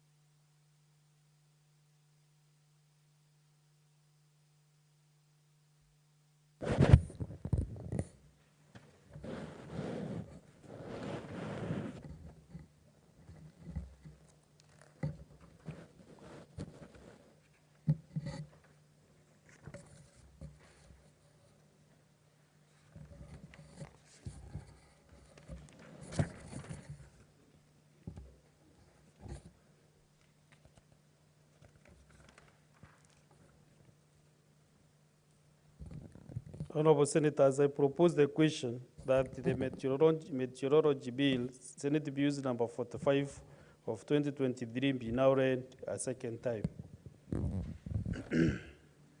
Senator Samson.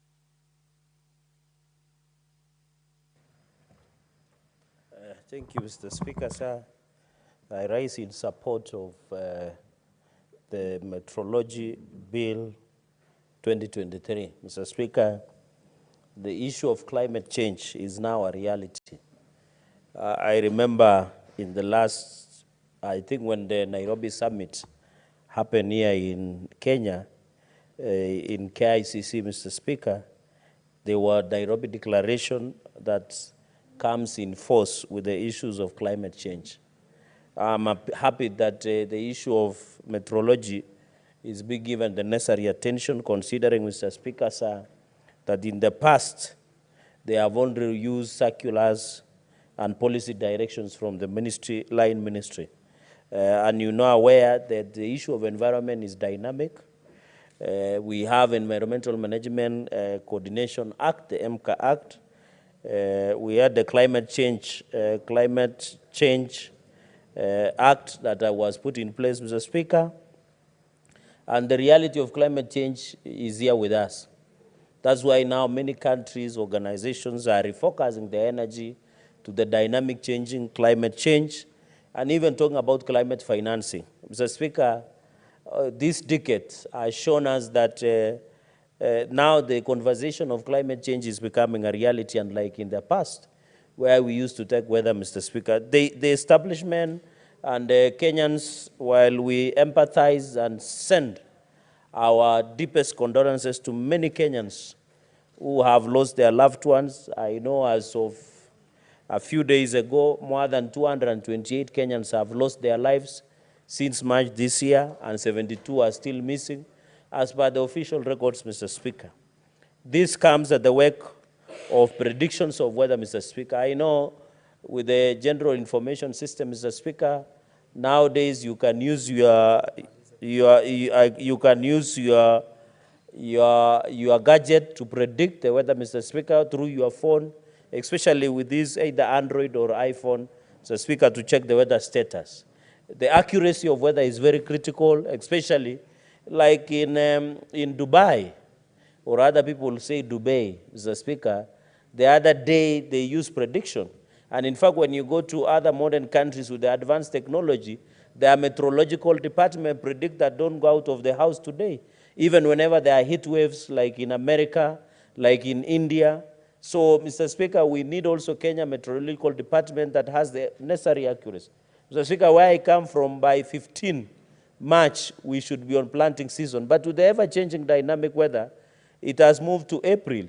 But because we used to use traditional mechanisms, Mr. Speaker, we used to see seers. When I grew up, there were people like Ringis, Mr. Speaker, who would see and say there is no rain today or there is the other rain. So if the accuracy of traditional seers could see whether rain is there or not, I expect technology to be a bit higher, Mr. Speaker, so that in where I come from, we didn't need to depend on Ringis to know whether it is raining or not raining, Mr. Speaker. So the importance, this accountability, is to ensure that as we go into the future, we have a Kenya Meteorological Department that has accurate state-of-the-art equipments, and creating such a Kenya Meteorological Authority will allow them also to seek, Mr. Speaker, at the moment, we are discussing budgetary estimates by various state departments in the country. They will have opportunity to present their budget estimates before the environmental committees or the line committees that has been formed in this country or in this republic, Mr. Speaker, so that they get enough funding. Because sometimes you look at Kenya Meteorological Department, they say it's raining today, you don't see any rain. Sometimes they say it will not rain, it rains. So they have enough resources to modernize their equipment, and also, Mr. Speaker, to have a well-resourced and competitively hired, qualified, Mr. Speaker, because I know there are many young people. And today, Mr. Speaker, we were lucky there was a delegation of young people who are still in university. Most of them are starting these courses. The courses are being offered, Mr. Speaker. So we want authority that will be competitive and ensure people are hired based on their capacity and ability going into the future, Mr. Speaker. So the issue of meteorological information, I think this authority will be able to have its headquarters. And I'm happy, Mr. Speaker, in clause 5.4, the headquarters of the authority shall be in Nairobi, but the authority may establish county meteorological offices. Mr. Speaker, you are aware Senate is defender and protector of devolution. So I hope in Kapsabet, where the headquarters of Nandi County will be, we shall be able to have a meteorological department there to allow my farmers to get real-time information. And even developing the breeds of animals or livestock will rear and the type of seeds to plant, because the advice of Kenya Meteorological Department will be key. I'd want to see in Makueni, Wote, where the capital of Wote County is. I want to see in Kakamega, where Kakamega town, where the headquarters is, so that it becomes easy and in the spirit of devolution. Mr. Speaker, the third point is maintain integrate information systems in line with the World Meteorological Organization information system. I think this is more direct. Mr. Speaker, in the last session, we had an opportunity of visiting Brazil, Mr. Speaker, on a finding mission where Brumadinho dam had collapsed following our investigation with Solai Dam. Mr. Speaker, we visited the headquarters in Brasilia of disaster management in Brazil, and we were able to be told that when a disaster strikes, they get the alert within 20 seconds. Mr. Speaker, when Brumadinho collapsed, just the way Solai Dam and the issue of Mayu Mayu and the other day here in Kimende, Mr. Speaker, there they were able to mobilize within 5 minutes almost 20 choppers and create a substation of managing the disaster that had happened, Mr. Speaker, at that point in time. So the issue of meteorological will assist in predictability and ensure that the issue of climate, the issue of weather is properly predicted, Mr. Speaker. Even for the aviation industry, Mr. Speaker, you need, I know for us who drive, I don't know whether we need to predict the weather, but it's very critical in aviation, especially when you're having erratic. We saw sandstorms maybe in Middle East. We have seen ice storms in maybe in America. And sometimes Chicago International Airport is sometimes cannot, it's not, the planes are not allowed to fly, especially when there is challenges of weather in North and South America, where luckily in Africa we don't have as rough weather as it is happening there. So the issue of information, I know there are Kenyans who will be traveling to other countries. If we have integrated, it will assist the aviation sector, Mr. Speaker. Mr. Speaker, on the timely meteorological information, that is very important. Information for search and rescue missions and accident investigation.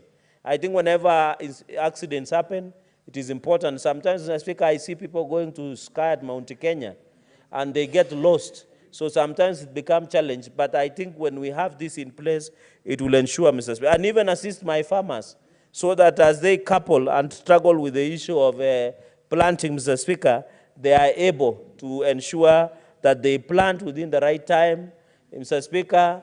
And you know also in my place, we don't need to use animals, Mr. Speaker, because sometimes we see when the cows are on heat, then it is mating season, then we know the weather has changed, Mr. Speaker. So, but I don't think it appears to human, it can be with the human beings, Mr. Speaker. Mr. Speaker, on the management of authority, these are straightforward matters. The board is important, and I think it will allow the oversight and accountability when running these issues, Mr. Speaker. I think even the duties of the Director General, I think the bill, essentially, Mr. Speaker, tries to provide how the Kenya Meteorological Department shall be. And I'm happy that in part 5, in my 5th point, Meteorological Training and Research Directorate, which is very important, and I have said, Mr. Speaker, the funding of this institution is very critical. Going, in fact, with the climate action and the passing of Climate Change Act, we are getting more funds, Mr. Speaker, and I want to thank the President because last Friday, it was National Tree Planting Day. And I think the issue of green energy is another push, the climate financing.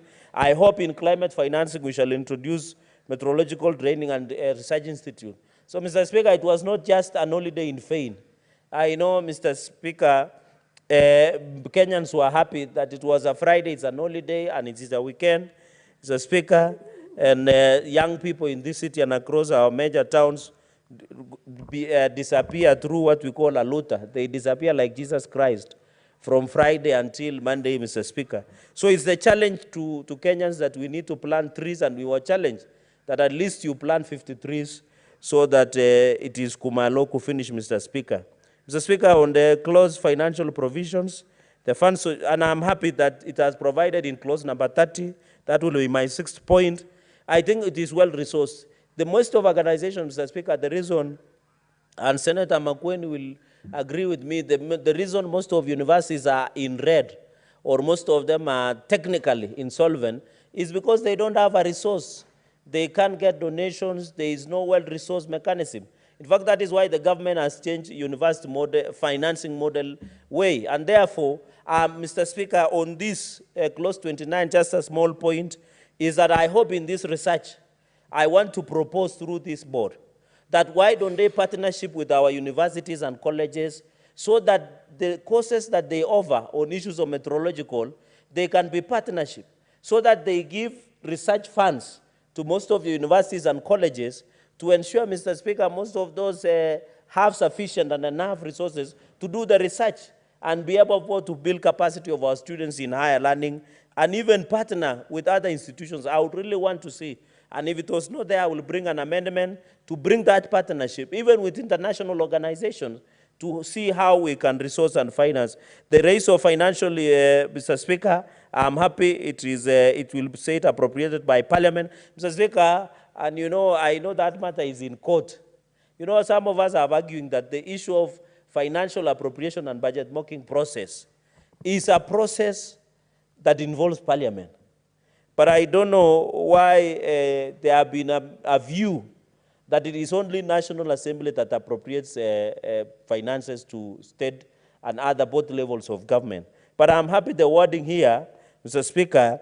I know the National Assembly might invoke Article 110.3, Mr. Speaker, but I'm happy the wording has been the such monies as may be appropriated by Parliament for purposes of this authority.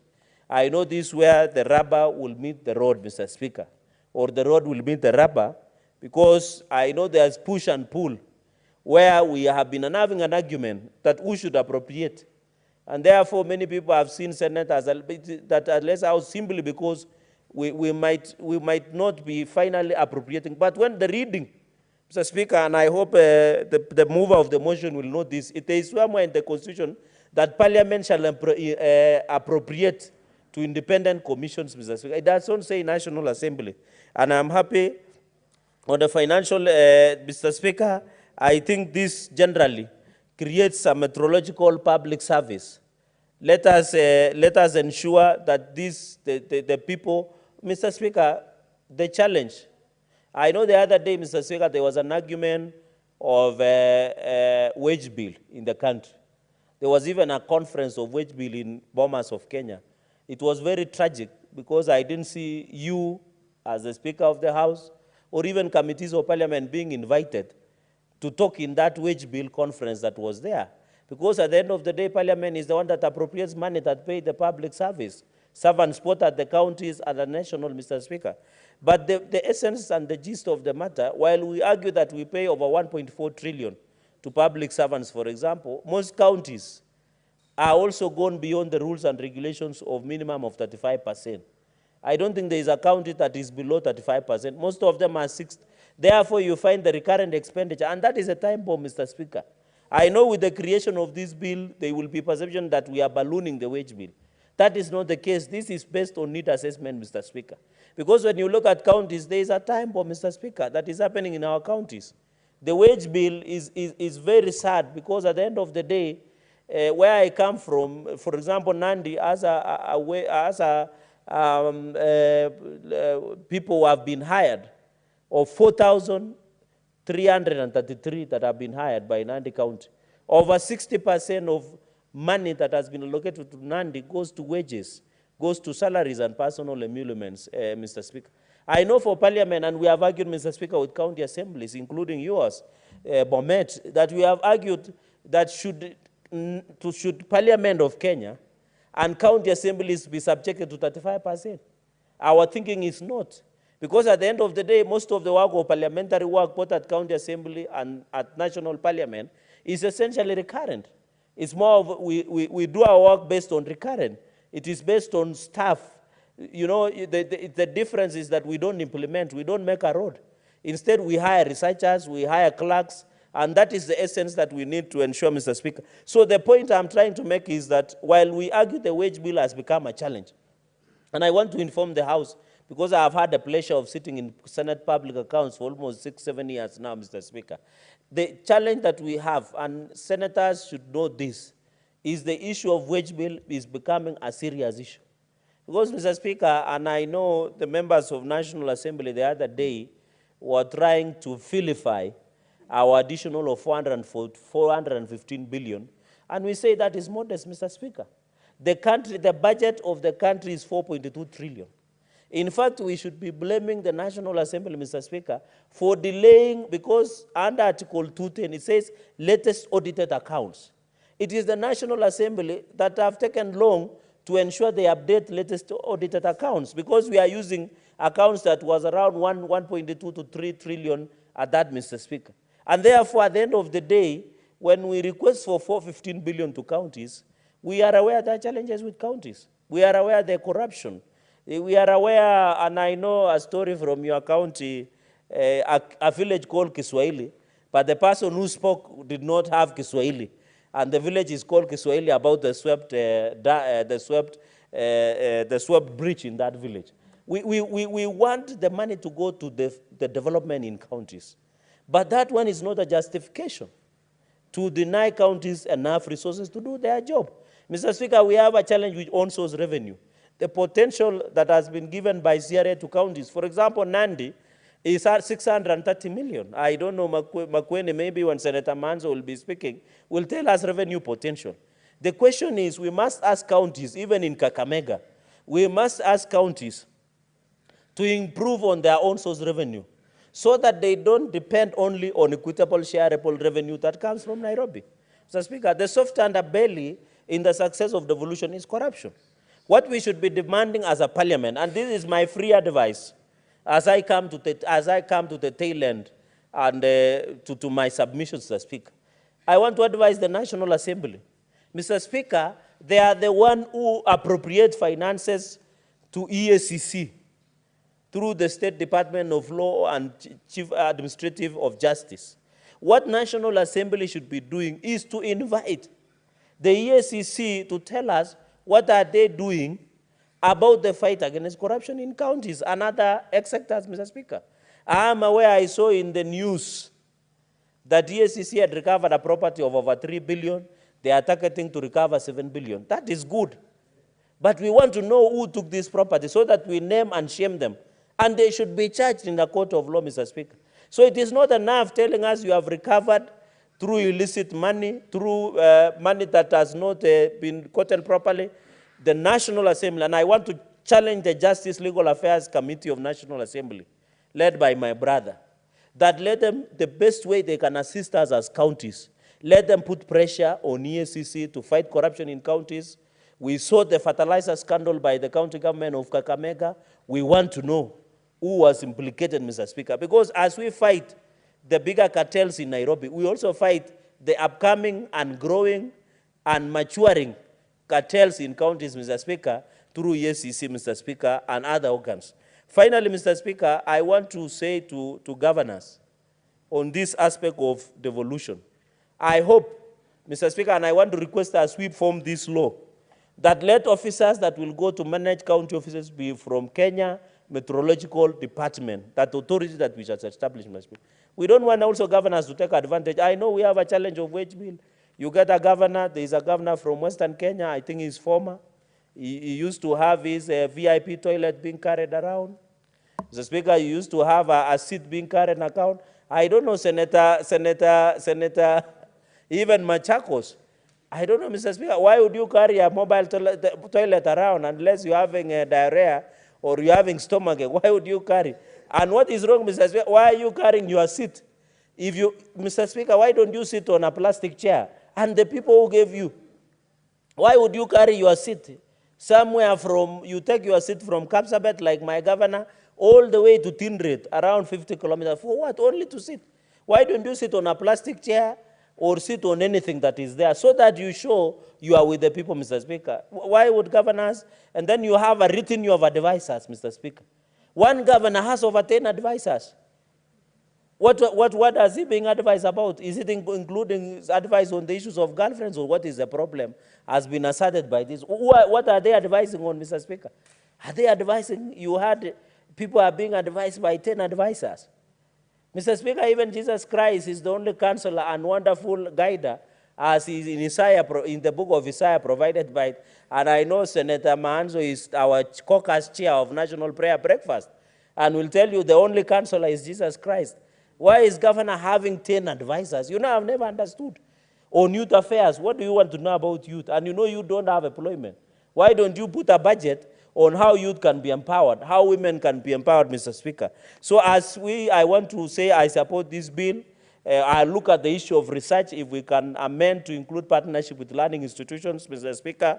Mr. Speaker, I want also to send my condolences to you and the people of Bomet for one of our best, just 30 seconds, Mr. Speaker, for one of our best local secular artist, Sweet Star, for losing his beloved mother from in Bomet, Mr. Speaker. We are praying with you and take our condolences to him and the music fraternity in Bomet. You know, Bomet is the home of our local music, Mr. Speaker. I thank you and I support.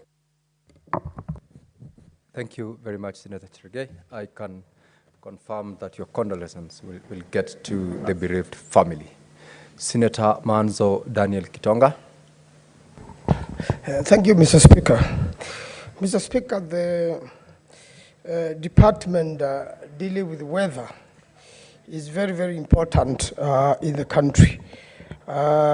Meteorology department has been a big help to the country so far, but a lot of time their advice has not been given.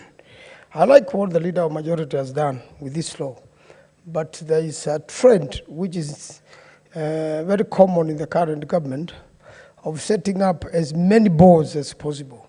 And I think this is a very big wage bill to the country, unless you have a serious justification. We must first of all know what is currently wrong with the meteorological department, and they've been doing very well. Are they not well funded?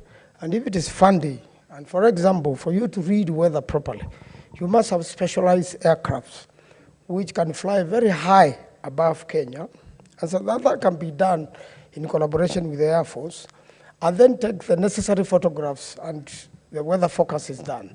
Weather forecast is not just done for Kenya. It is done for East Africa. It is done for the world. So it means you must have a system collaborative with the whole world. That system is the ministry dealing with the environment and weather.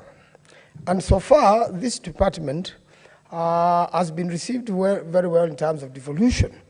Every county in this country, Mr. Speaker, has a CEC in charge of weather. And they even have a director in charge of weather. And while they collaborate, they may not have the instruments, and they could have sufficient instruments to do with the local weather.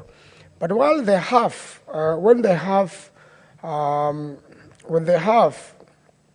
collaboration with the national department, they're able to get information shared to them. In fact, Mr. Speaker, if you just get into your phone now, you'll be able to get any weather forecast in any place on Earth. The bigger challenge has been how you'll be able to predict what the weather will be, and especially when danger is likely to strike. The US uses that very well. You know when there are tornadoes, where they will be, where they will pass. And even as we expected a tornado in East Africa, although it had been forecast that it could come to Kenya, we will only be precautionary. It ended up in Tanzania and caused serious damage there. So climate change is real. But what's the best way of responding to climate change? Is it by just forming one more boards? And in fact, since this regime started, we've had close to 100 boards now be formed, be proposed in the National Assembly and in the Senate. While previously, there was a general regulation of, under the state corporations and something called Mongozo, that we should combine the efforts to as many smaller boards as possible, and that's why AFA was formed.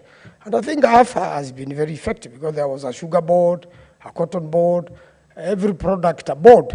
And all these people mismanaged cotton mismanaged, cotton board mismanaged the cotton, sugar board mismanaged the sugar. So we should be coming with smaller and fewer boards in the country. And one board should be able to do as many functions as possible. So I don't think a board is necessary. What is necessary is to strengthen the Department of Meteorology in this country. It to strengthen the departments of meteorologists in the counties. And the weather can be read anywhere in the world, anytime, even just through your phone. Any place you Google, you'll be able to be told what the weather is, meaning the whole world is up to date.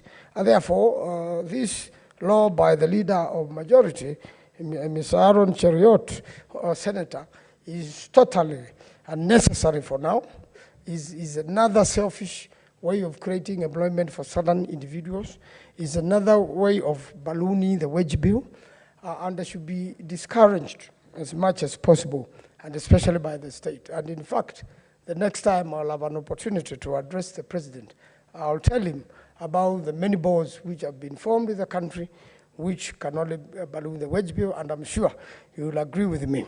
Now, when you look at what is happening currently and the change of weather, we plant trees. When we plant trees, we don't water them. And I think it's an exercise in futility. Before you plant a tree, you must know you are going to water it in the next 3 months, or forecast the weather properly to know that when you plant trees now in different parts of the country, then they will survive. Now, the trees we planted in Makueni, in dry weather, even when they are acclimatized to the area, they are not likely to survive unless there is a strategy to have them watered by school children or any other system in the next 3 months. So what we did, we just wasted a lot of public resources unnecessary. But now where you plant trees and there's going to be rain the next 3 months, then you have succeeded. But you cannot plant trees at the tail end of the weather and at the tail end of the rain season. So I think this holiday for planting trees really should be rethought afresh and should be regionalized so that we all go. Although personally I plant trees throughout, and I plant trees which can grow in Makueni climatic conditions, and we have many people in Makueni planting trees, and in fact we are also planting fruits, mangoes and oranges every other time. And the climate which is appropriate, we plant avocados and we plant the macadamia. And in fact, I got a lot of trees, seedlings from the Minister of Agriculture and the ministry to Makueni, but it was coincidental with the voting of the minister to go home. And we were making a report here. Although it was a bribe, I said we'll plant the trees, but we'll vote against the minister who has supplied fake fertilizer. So tree seedlings should not come to senators as a bribe and should be timed well by weather. And that's why this law should have been we have quite many laws on environment. It is one of them where we should be improved. And weather focus should be done for many years. Mr. Speaker, I remember when there was a problem in Athi River, when a developer wanted to build houses on the Athi River bed, the necessary organs in the government were taken to court. NEMA was taken to court. And NEMA was told that's not riparian order. Yet the wisdom of Jesus Christ say that you cannot build a house on the bottom of the river. You cannot build a house on the rock if you want it to survive during the rainy season. So I warned through the television, through this floor, through the people I could meet, that the court is now wrong and the developer is wrong. And Mr. Speaker, because I've seen floods, that river not have a flood for 20 years as I come to Nairobi. Every 20 years, that river has serious floods. And it finally, although a stream flows, this time round it went over the trees, just like many years, 20 years ago, all the go downs around that area in the river were sunken in water. If we had a proper weather forecast, then the people, the developer would have been advised, we are sorry, these houses will go one day, and they were all swept, Mr. Speaker. People, children were woken up at night. Innocent Kenyans have bought these houses. Now a court order had been given. It is not clear how they will ever be compensated. But I suggest a constitutional suit will deliver to the people of Athi River who had been cheated to buy a house on the bedrock of a river. And there is also something called contributory negligence. They should have used their common sense and read that a river was trying to be diverted its course, and this land was riparian. Now, Mr. Speaker, the government is acting too late on all riparian lands. The late Mishuki would never have allowed, while dealing with the environment, a thing of that nature. The late Mishuki would never have allowed a law like this to be brought to Parliament. It is just creating employment, it is just ballooning, and it is totally of no consequence other than what the scientists are already doing in the country, which they are doing it very well under the Department of Meteorology, and who need to be improved. It is National Assembly who should be allocating more resources to them. It is the National Assembly, the universities should be coming with a stronger department, because now environment is becoming so serious in the world. Environmental law has been improved. We should be coming up with a law which protects the environment and will help us forecast the weather better, other than having a law which is not carefully thought, which is not carefully drafted, and it is simply bringing in, employ more people into already. So what then will you do? This Order, law, Senator Halwale.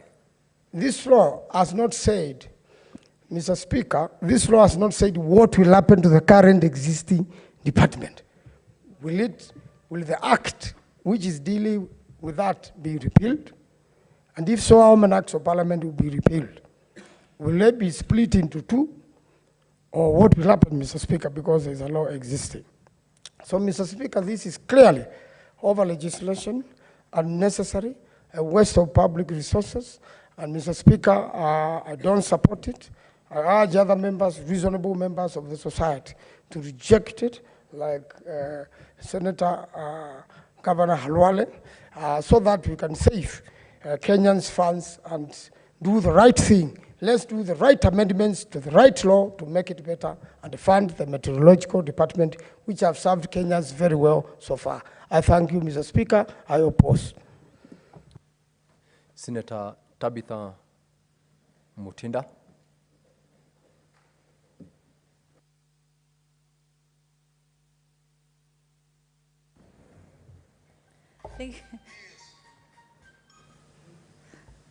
Thank you, Mr. Speaker. I rise to support this bill and really appreciate the majority leader for bringing this bill. One, let me start by giving my sincere condolences to all the families that have actually lost their beloved ones during this particular time.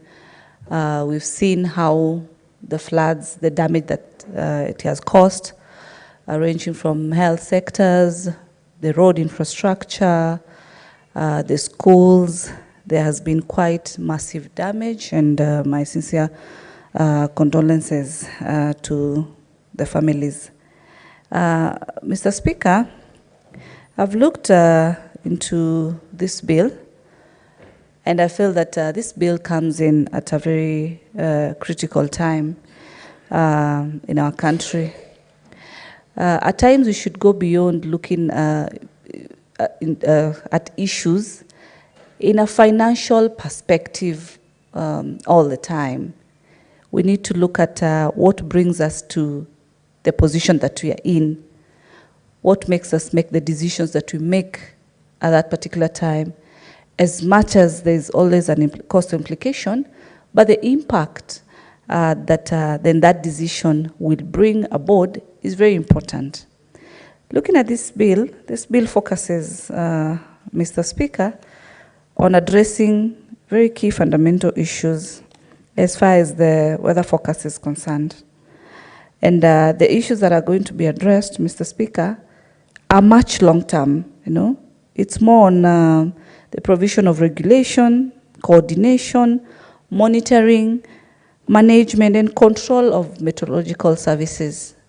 Mr. Speaker, the bill also focuses on having an authority called the Kenya Meteorological Service Authority, and which will be capable of different things like undertaking and performing all activities necessary for the proper performance of functions under this particular act that may lawfully be done or performed by any body or corporate responsible for the provision of meteorological services in Kenya, among many other services that are going to be embarked on, Mr. Speaker. I listened to my colleague from Makueni, and it is only the negativity has, the disapproval has been much more on the financial implication, Mr. Speaker. We are at a time of climate change issues, more specific financials, the climate financials, and there's a lot of funding that comes aboard when it comes to matters climate change, Mr. Speaker. So there'll be actually, there is actually, because from the committee that I sit as the Vice Chair of Finance and Budget, we really allocate conditional funds mostly on matters climate change to different counties. So funding is already in place. What needs to be understood as far as this bill is concerned is much more on now the impact that the personnel will be able to bring aboard, so that we can be able to ensure when we have like the floods that we've been having, there are better ways and measures to be able to mitigate. More dams should be set and put in place, because a lot of this water should have been collected. From floods, Mr. Speaker, we note that as a country, we also experienced drought. But if we've been able to set dams aside, some of these climate changes, like during the time of drought, would be addressed when we have enough and adequate water that has been tapped. And this can be mitigated by the funds that will be set aside for this, or some of them that are already in place to be able to set aside or put dams that can be able to massively collect enough water, especially in the dry regions, Mr. Speaker. Mr. Speaker, where I come from the eastern region, most precise Kitui, we have water issues. And this bill will be able to give priority to some of these regions that normally have drought issues, on how then more improvement in terms of the water catchment, so that it can be able to improve agriculture on these particular areas, which results to food security and also economic empowerment for our country, the region, as I've mentioned, among other regions in place, Mr. Speaker. I've noted the bill also has done a provision for digitalization during the meteorological studies. Then there can be information that is relayed to the members of the public, to Kenyans at large, digitally throughout, because if the system is digitalized, then there's prompt information, there's prompt awareness, there's also prompt ways of then, if this occurs, which are the rescue centers, where to seek assistance in the event that these issues do occur, Mr. Speaker. Mr. Speaker, allow me to note that 2 weeks ago, we had a conference with the Ministry of Treasury and asked the Committee of Finance and Budget and also the Caucus for Climate Change in Mombasa. And we were able to note that 2 counties, including my county of Nairobi and the county of Mombasa, have not been able to adhere to the basic conditions so that they can be able to receive the FLOCA funds. And these are funds that when in these particular counties, which are actually among the big cities in Kenya, then the funds can be utilized, especially during these disaster moments. So it's good that counties are there. As much as we are focusing on giving them more funds, they should also be able to ensure that they tap all funding that is available for them. And the basic requirement, as far as the donors are concerned, they should be able to adhere to those basic requirements so that they are able to receive those funds, so that they can be able to utilize those funds. Because we've had cases whereby counties have complained of late disbursement and things like that, but you realize apart from the monies that come from the national government to their CRF accounts, we still have monies from donors that some of these funds are just lying around because the personnel who's mandated to ensure that they account for the funds, they do not quickly and on time adhere to that, then hence causing delays. And these funds are available. We are always allocating these funds conditionally to the different counties, Mr. Speaker.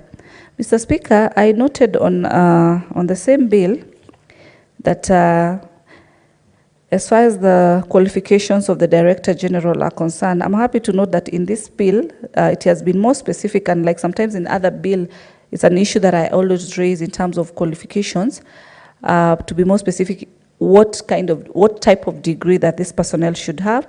But this bill has been able, on Article 19, Section 3C, it has been able to indicate that the person should have a first degree in meteorology and a master's in a degree relevant to the science, of course from a recognized university around in Kenya and around the world.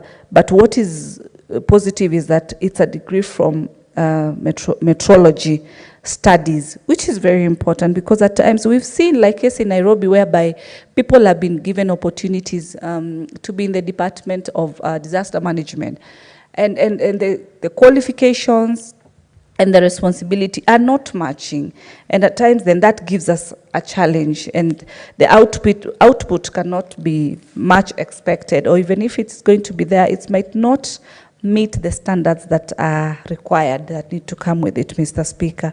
Mr. Speaker, with those few words, I do support. Thank you. Thank you, Senator Mutinda. Senator Muma.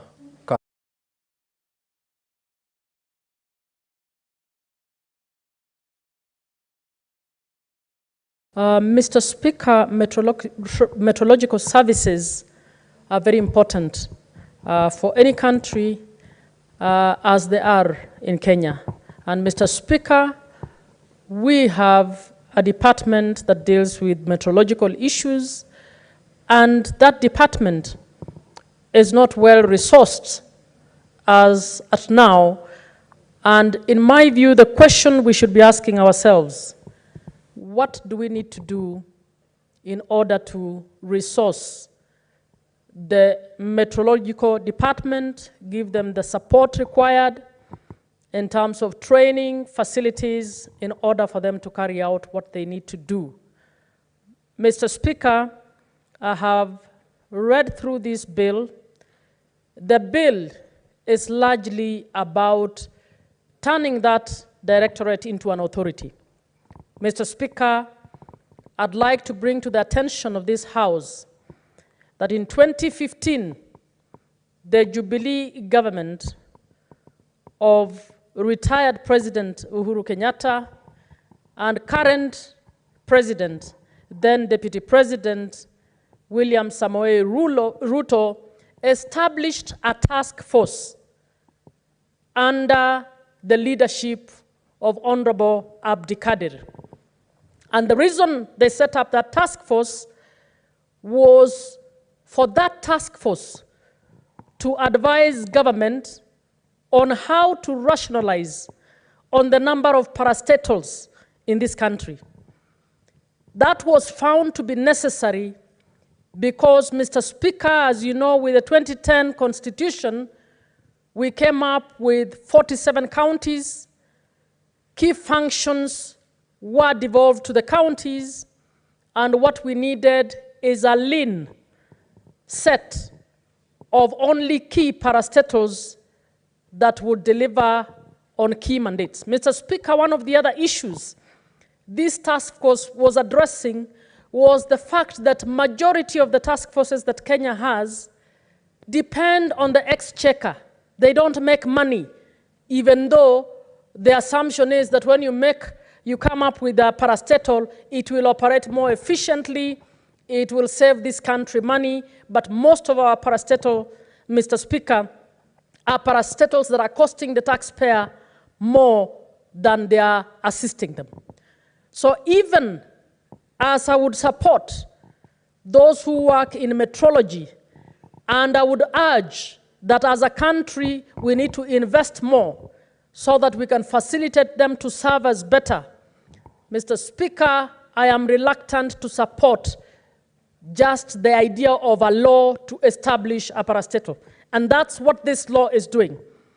Beginning from clause 3, this law has the objective, apparently, of setting up this authority, but also implementing an international treaty that is relevant to Kenya. But when you read the clauses, it is preoccupied with setting up this authority. It has said little about the ratification and the obligations that Kenya has around the international treaty that it purports to be domesticating. So, Mr. Speaker, I would want, if those who work in the meteorology listen to me, that we urge the executive to give better budget to the Department of Meteorology, to urge the executive to invest more in research. Mr. Speaker, looking at the current budget, there is very little money that has been put in sectoral research to universities, to assist universities, for instance, to work in partnership with the Ministry of Agriculture, to work in partnership with the Ministry of Water, to work in partnership with Ministry of Health, to provide the necessary knowledge that would make us deliver better on the objectives of the government. So I would urge the majority leader that even as you're looking at this, I don't think you're helping the president. The president is increasing taxes. The Kenya Kwanza government is increasing taxes all along, and one of the things they're doing that is because purportedly we don't have enough funds to deliver on the services. You will not be able to deliver on the services when you are easily allowing the majority teams in parliament to manufacture parastatals. They'll only deplete the funds that we have. Mr. Speaker, I therefore wish to indicate that I would want the executive to invest more in the meteorological department, to give them better linkages, better equipment, to link them to open source resources, digital open sources for more collaboration internationally, and enable them to do work without creating yet another parastatal that is just going to deplete the funds, the meager funds that we have. I therefore, Mr. Speaker, as I say, support the idea of helping this department, but I do not support the idea of manufacturing yet another parastatal. I oppose, Mr. Speaker.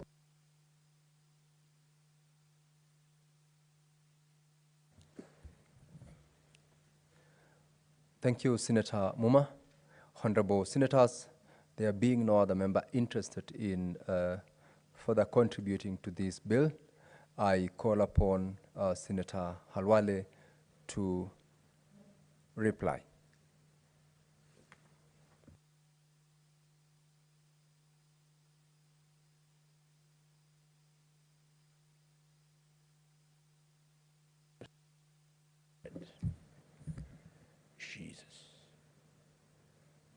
Thank you. Thank you, Mr. Speaker. Mr. Speaker, sir, on behalf of the Leader of the Majority, I'm privileged to make the following response.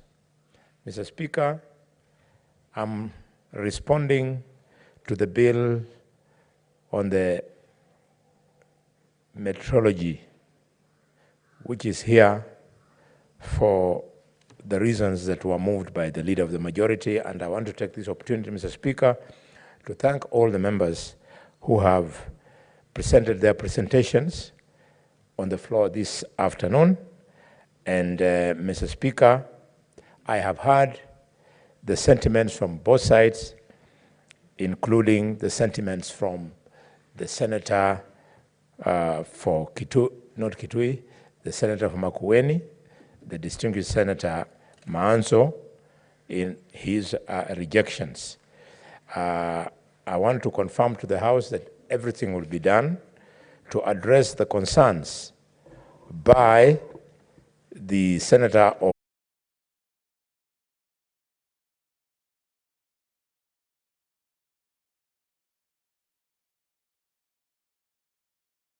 very important bill, especially coming now when we are just in the midst of a crisis that arose from excessive rainfall.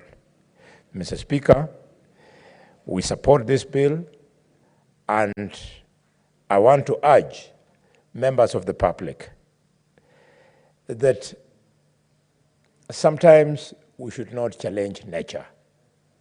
Mr. Speaker, in the absence of heavy rain, people deliberately go and settle in the path of seasonal rivers. And Mr. Speaker, when the rivers come to go there through their usual path, they find people there, and people call that flooding. That is not flooding. The river is simply following its usual path. Why did you go there in the first place? I therefore want to appeal to Kenyans to avoid such a careless settlements and consider settling elsewhere. We have genuine cases like in Tana River.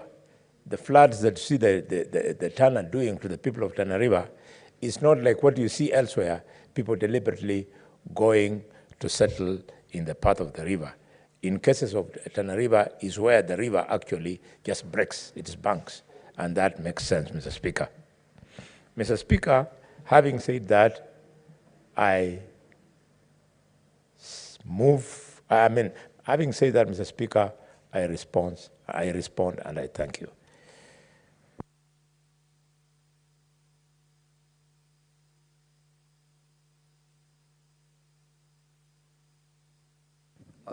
Senator Boni.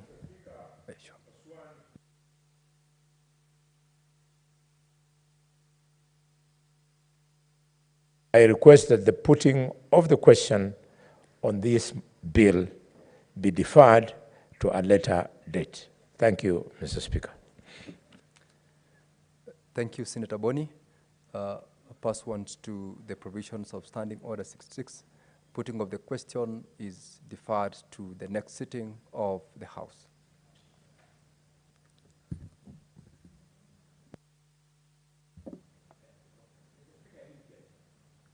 I have granted your request to defer the putting of the question to the next sitting.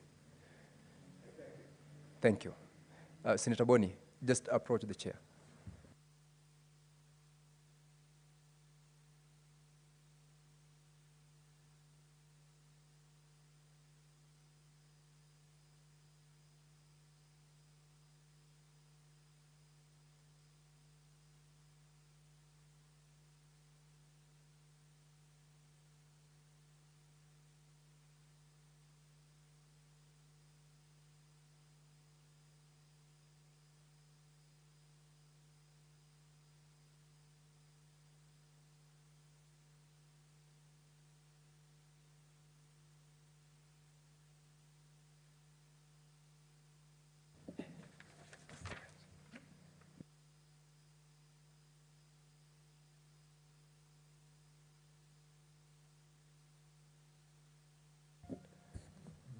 Honorable members. Honorable members, we will rearrange the order paper so that we deal with order number 12. Clerk, call order number 12.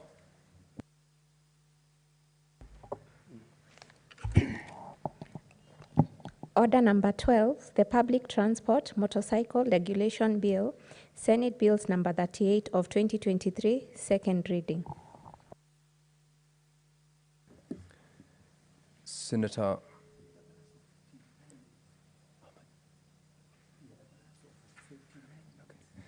Boni, proceed to contribute. You were interrupted in your last contribution. You've got a balance of 59 minutes to contribute. Thank you, Mr. Speaker. Mr. Speaker, sir, I had just opened my mouth on this bill, and then my time was up. So allow me to repeat that I rise to move the public transport bill, which is also known as the Motorcycle Regulation Bill 2023. Mr. Speaker, this is a bill to pave way for an act of parliament to provide for the regulation of the boda industry and for connected purposes.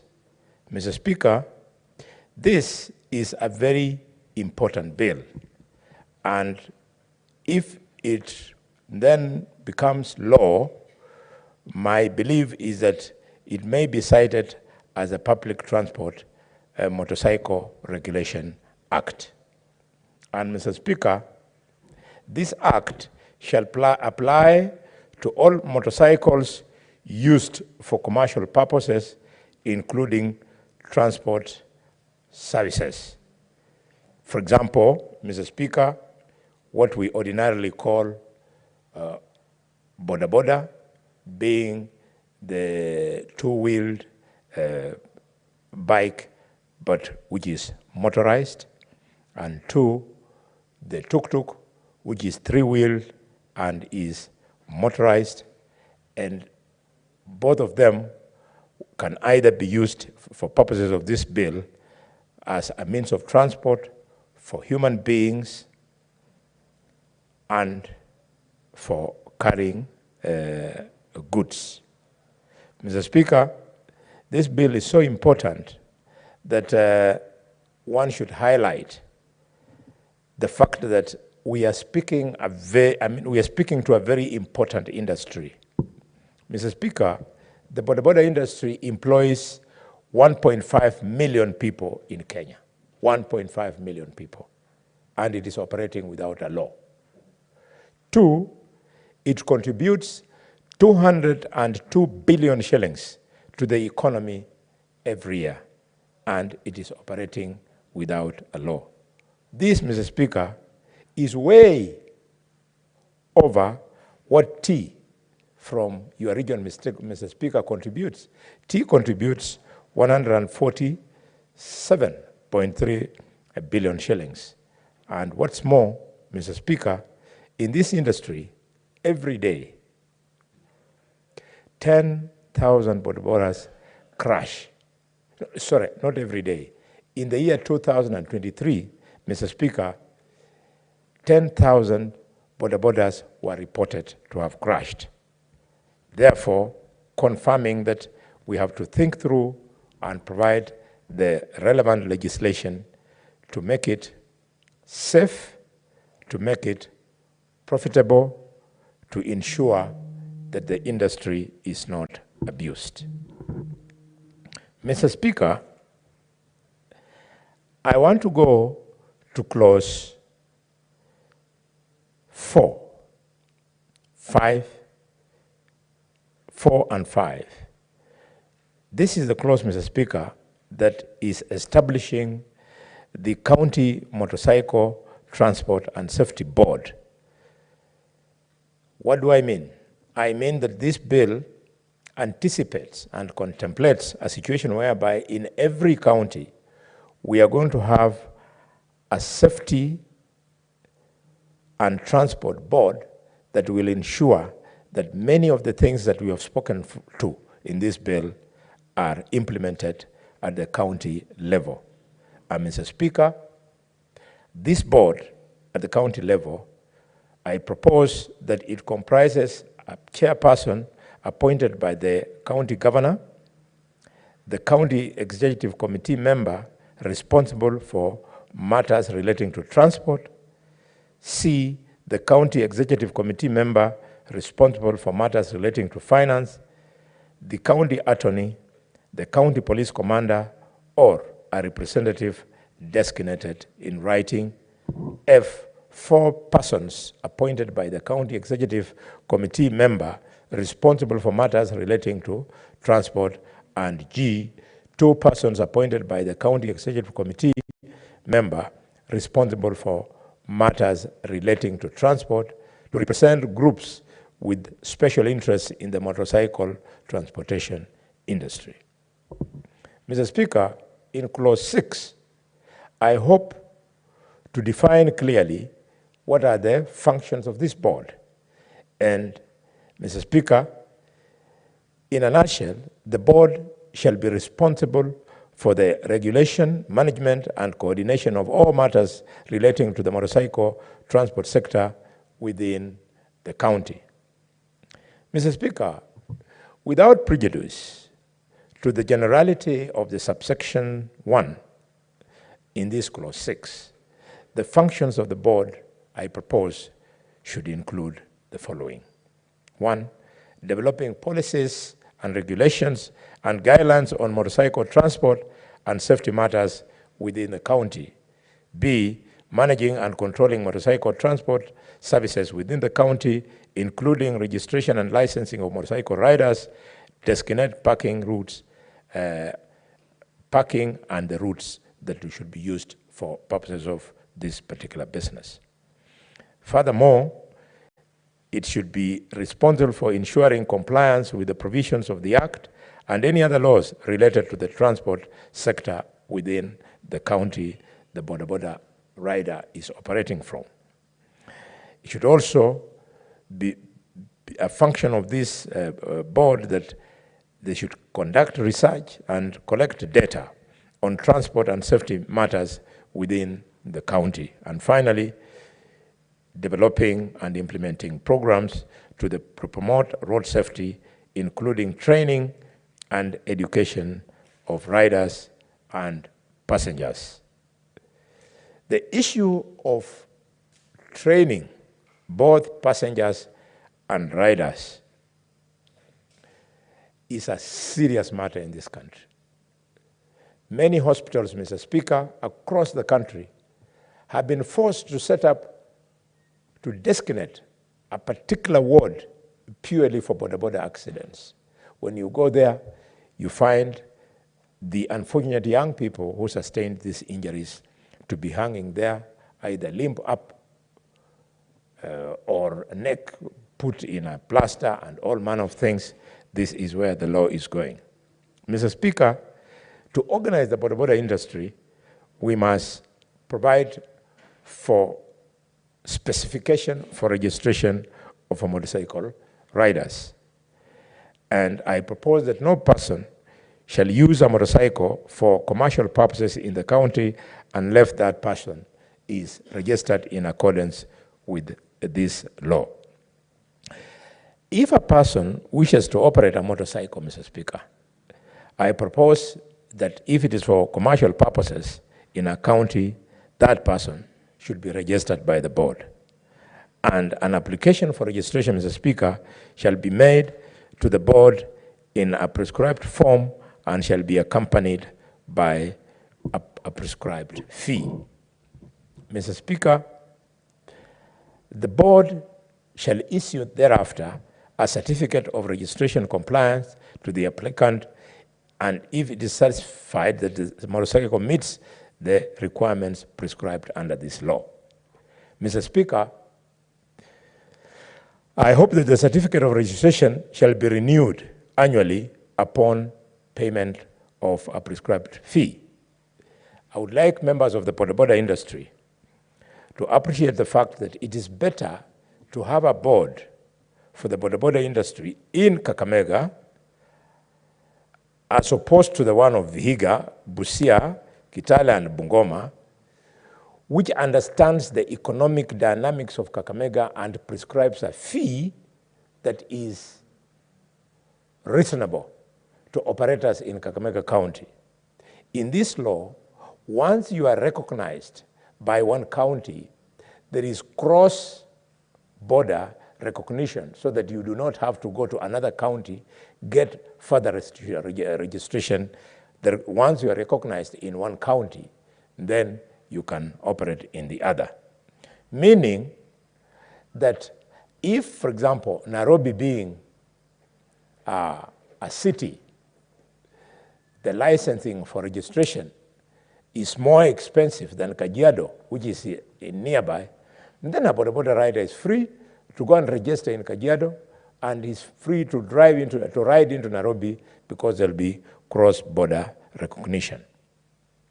Mr. Speaker, in Clause 8, it is mainly the issue of cross-county recognition for registration, which I have explained. In Clause 9, Mr. Speaker, we have to appreciate that border industry is a business.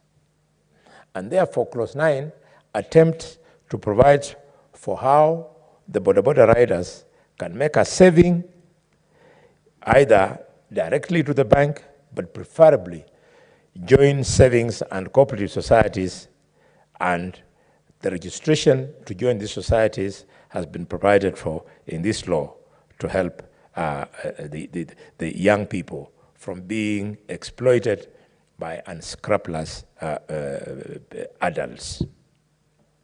Mr. Speaker, Clause 10 provides for the training of riders. That is straightforward, but just allow me to mention that a person shall not operate a motorcycle unless they have successfully completed a training course approved by the board. One of the reasons why many of our children either lose their lives or sustain grievous injuries in border riding, Mr. Speaker, is that the little boy, aged 17, is given a key. He's told this is how to start. He's shown on the handles how can change gears. And because this boy has been riding a bicycle, he knows how to balance two wheels. He's told, move. And without any knowledge of the highway code, the boy then crashes shortly after takeoff. This will cure this, Mr. Speaker. Mr. Speaker, the board will therefore ensure that training courses authorized by driving schools include training on safe and defensive riding techniques, traffic laws and regulations, customer care and etiquette, and handling of emergency situations.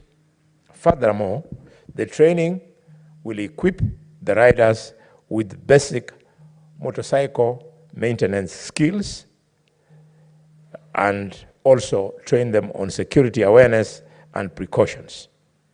And upon completion of the training course, a rider, Mr. Speaker, shall be provided with a certificate. Mr. Speaker,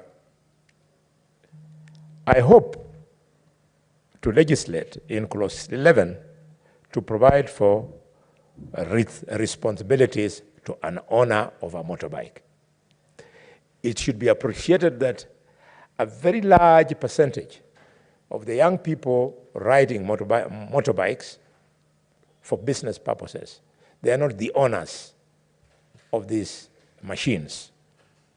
So this law is deliberately giving the owner who has employed the rider responsibilities, which include, Mr. Speaker, that every owner of a motorcycle operating for commercial purposes shall not cause or permit any person to ride their motorcycle unless such a person is the holder of a valid driving license or a valid professional license, a provisional license endorsed in respect of that class of cycles and a valid employment contract. Mr. Speaker, why this is important, that an owner must have an employment contract with the youth. It is usually very cozy and fine when business is booming. But as soon as the young rider then is involved in an accident, he's normally abandoned by the owner of the motorbike, and the boy will be there, stuck with bills. The relatives don't know what to do. The owner has disappeared into thin air, especially in instances whereby the owner had not registered the motorbike.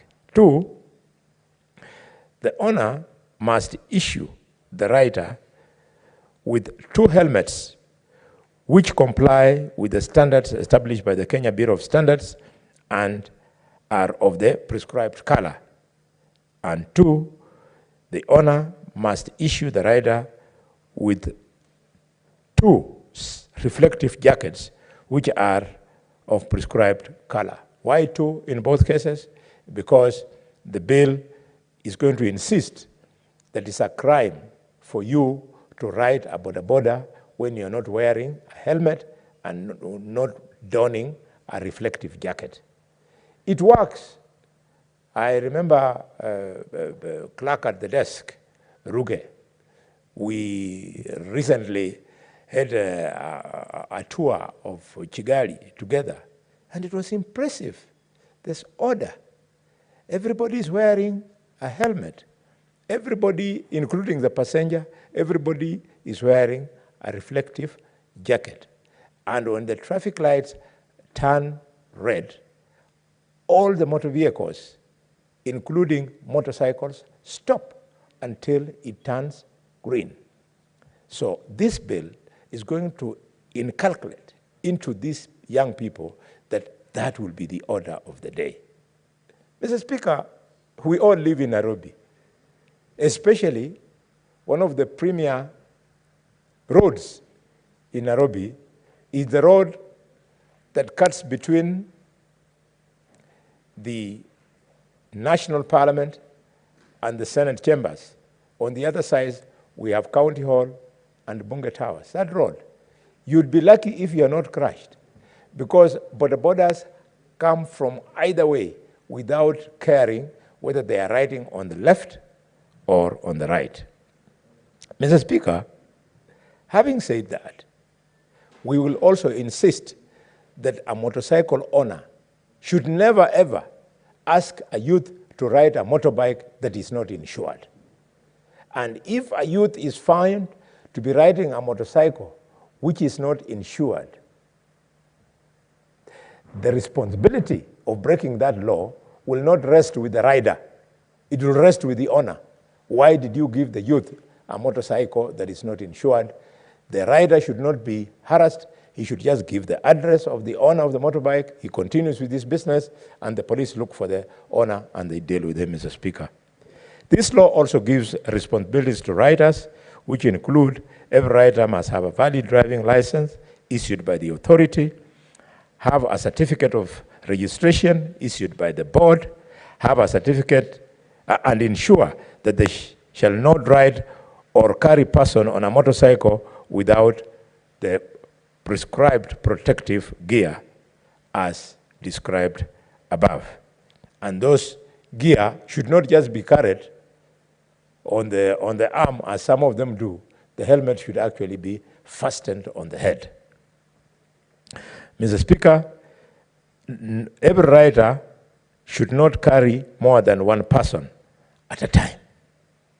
If you go to Malinya and you watch the behavior from Malinya to Kakamega, especially on a bullfighting day, Mr. Speaker, a boda rider normally carries up to 5 men. They are all going to enjoy bullfighting at Malinya Stadium.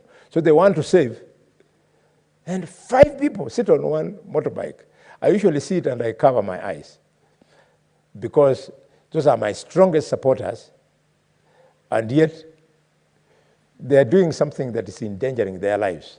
I can't shout at them. I'll be chasing away my votes, but now I have an opportunity to regulate them, Mr. Speaker, so that they come to enjoy bullfighting, they arrive safe, and they go back home safe.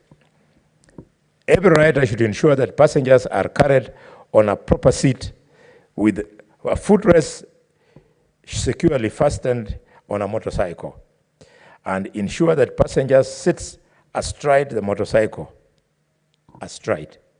Mr. Speaker, especially in Kisumu. In Kisumu, when you go there, I have never understood. But the border riders, especially the ladies, don't like sitting on the motorbike astride. Instead, they sit across the motorbike. And when the motorbike now takes into full flight and it takes a corner, the motorcycle goes on and the woman then is thrown off.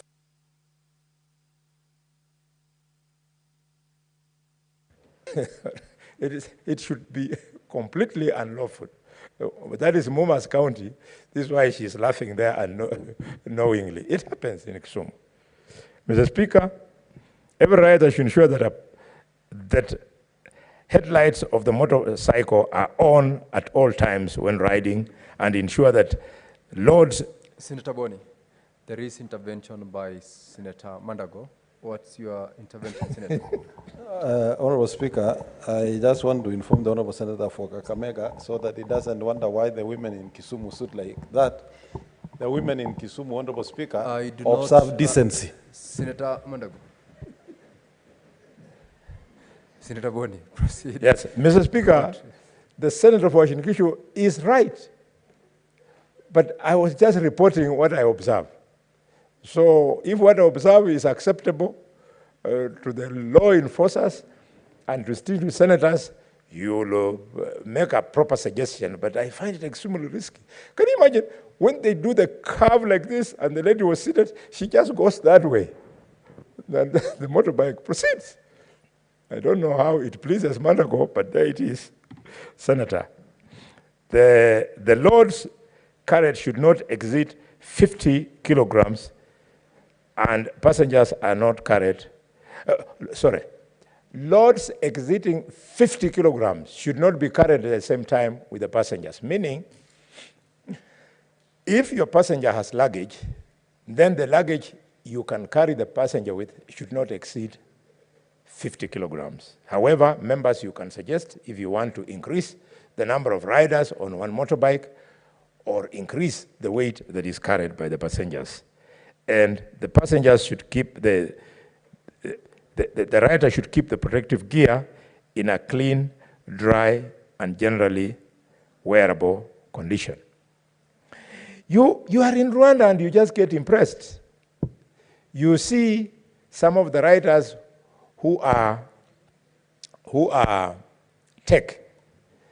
They move with disposable paper towels, which they quickly put in the helmet and the passenger puts on so that the sweat of the previous rider does not affect the current one. Mr. Speaker, the rider should ensure that the rear number of plates are visible at all times, overtake on the right side, and not overtake in the same lane occupied by vehicles being overtaken.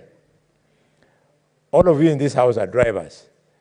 Personally, one of the reasons why I never drive is because I fear the border drivers, because I wouldn't want to hit any one of them.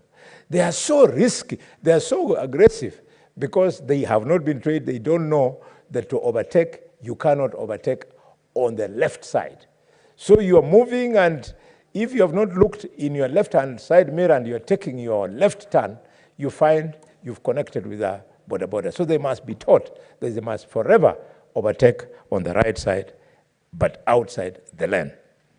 And they must observe traffic lights, especially in Nairobi, Mombasa, Kisumu, and Nakuru, which are cities fitted with traffic lights. Borders must be reminded that forever they must observe traffic lights and observe all traffic rules and not park in undesignated areas. This is where we are going to ask governors to assist our borders to create designated areas for parking. The billions that we are giving governors can use this money to put sheds at designated areas so that the border business looks dignified, Mr. Speaker.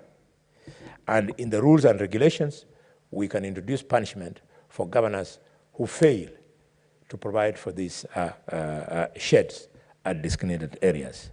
And border riders should not ride a motorcycle unless that person has a valid driving license issued by the authority, and not ride a motorcycle unless that person has a valid certificate of registration with the County Motorcycle Registration Board. No rider, Mr. Speaker, of a motorcycle without properly wearing a seat belt or carry passengers who have not properly worn the seat belts. By seat belts, I mean now when we are referring to passengers being carried by tuk-tuks, they must have safety belts. Mr. Speaker, they should ensure that no motorcycle rider should use a lane split where other motorcycle vehicles are traveling at a speed exceeding 10 kilometers per hour or in public roads near junctions and interchanges.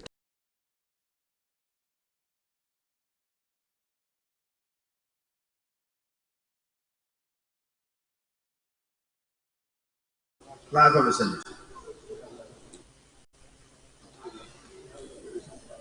Mr. President, distinguished senators, Public Health Council of Nigeria Establishment Bill 2024 SB 442, first reading. Public Health Council of Nigeria Establishment Bill 2024 SB 422, first reading taken. Leader of the Senate. Mr. President, distinguished colleagues, the fourth business of the day is presentation of a bill standing in the name of Senator Rufai Anga on the Standard Organization of Nigerian Arts, Bill 2024, SB 446. Mr. President, you may wish to invite the Clerk of Senate to read the short title of the bill. The Clerk of the Senate. Mr. President, distinguished senators, Standard Organization Nigerian Act Amendment Bill 2024 SB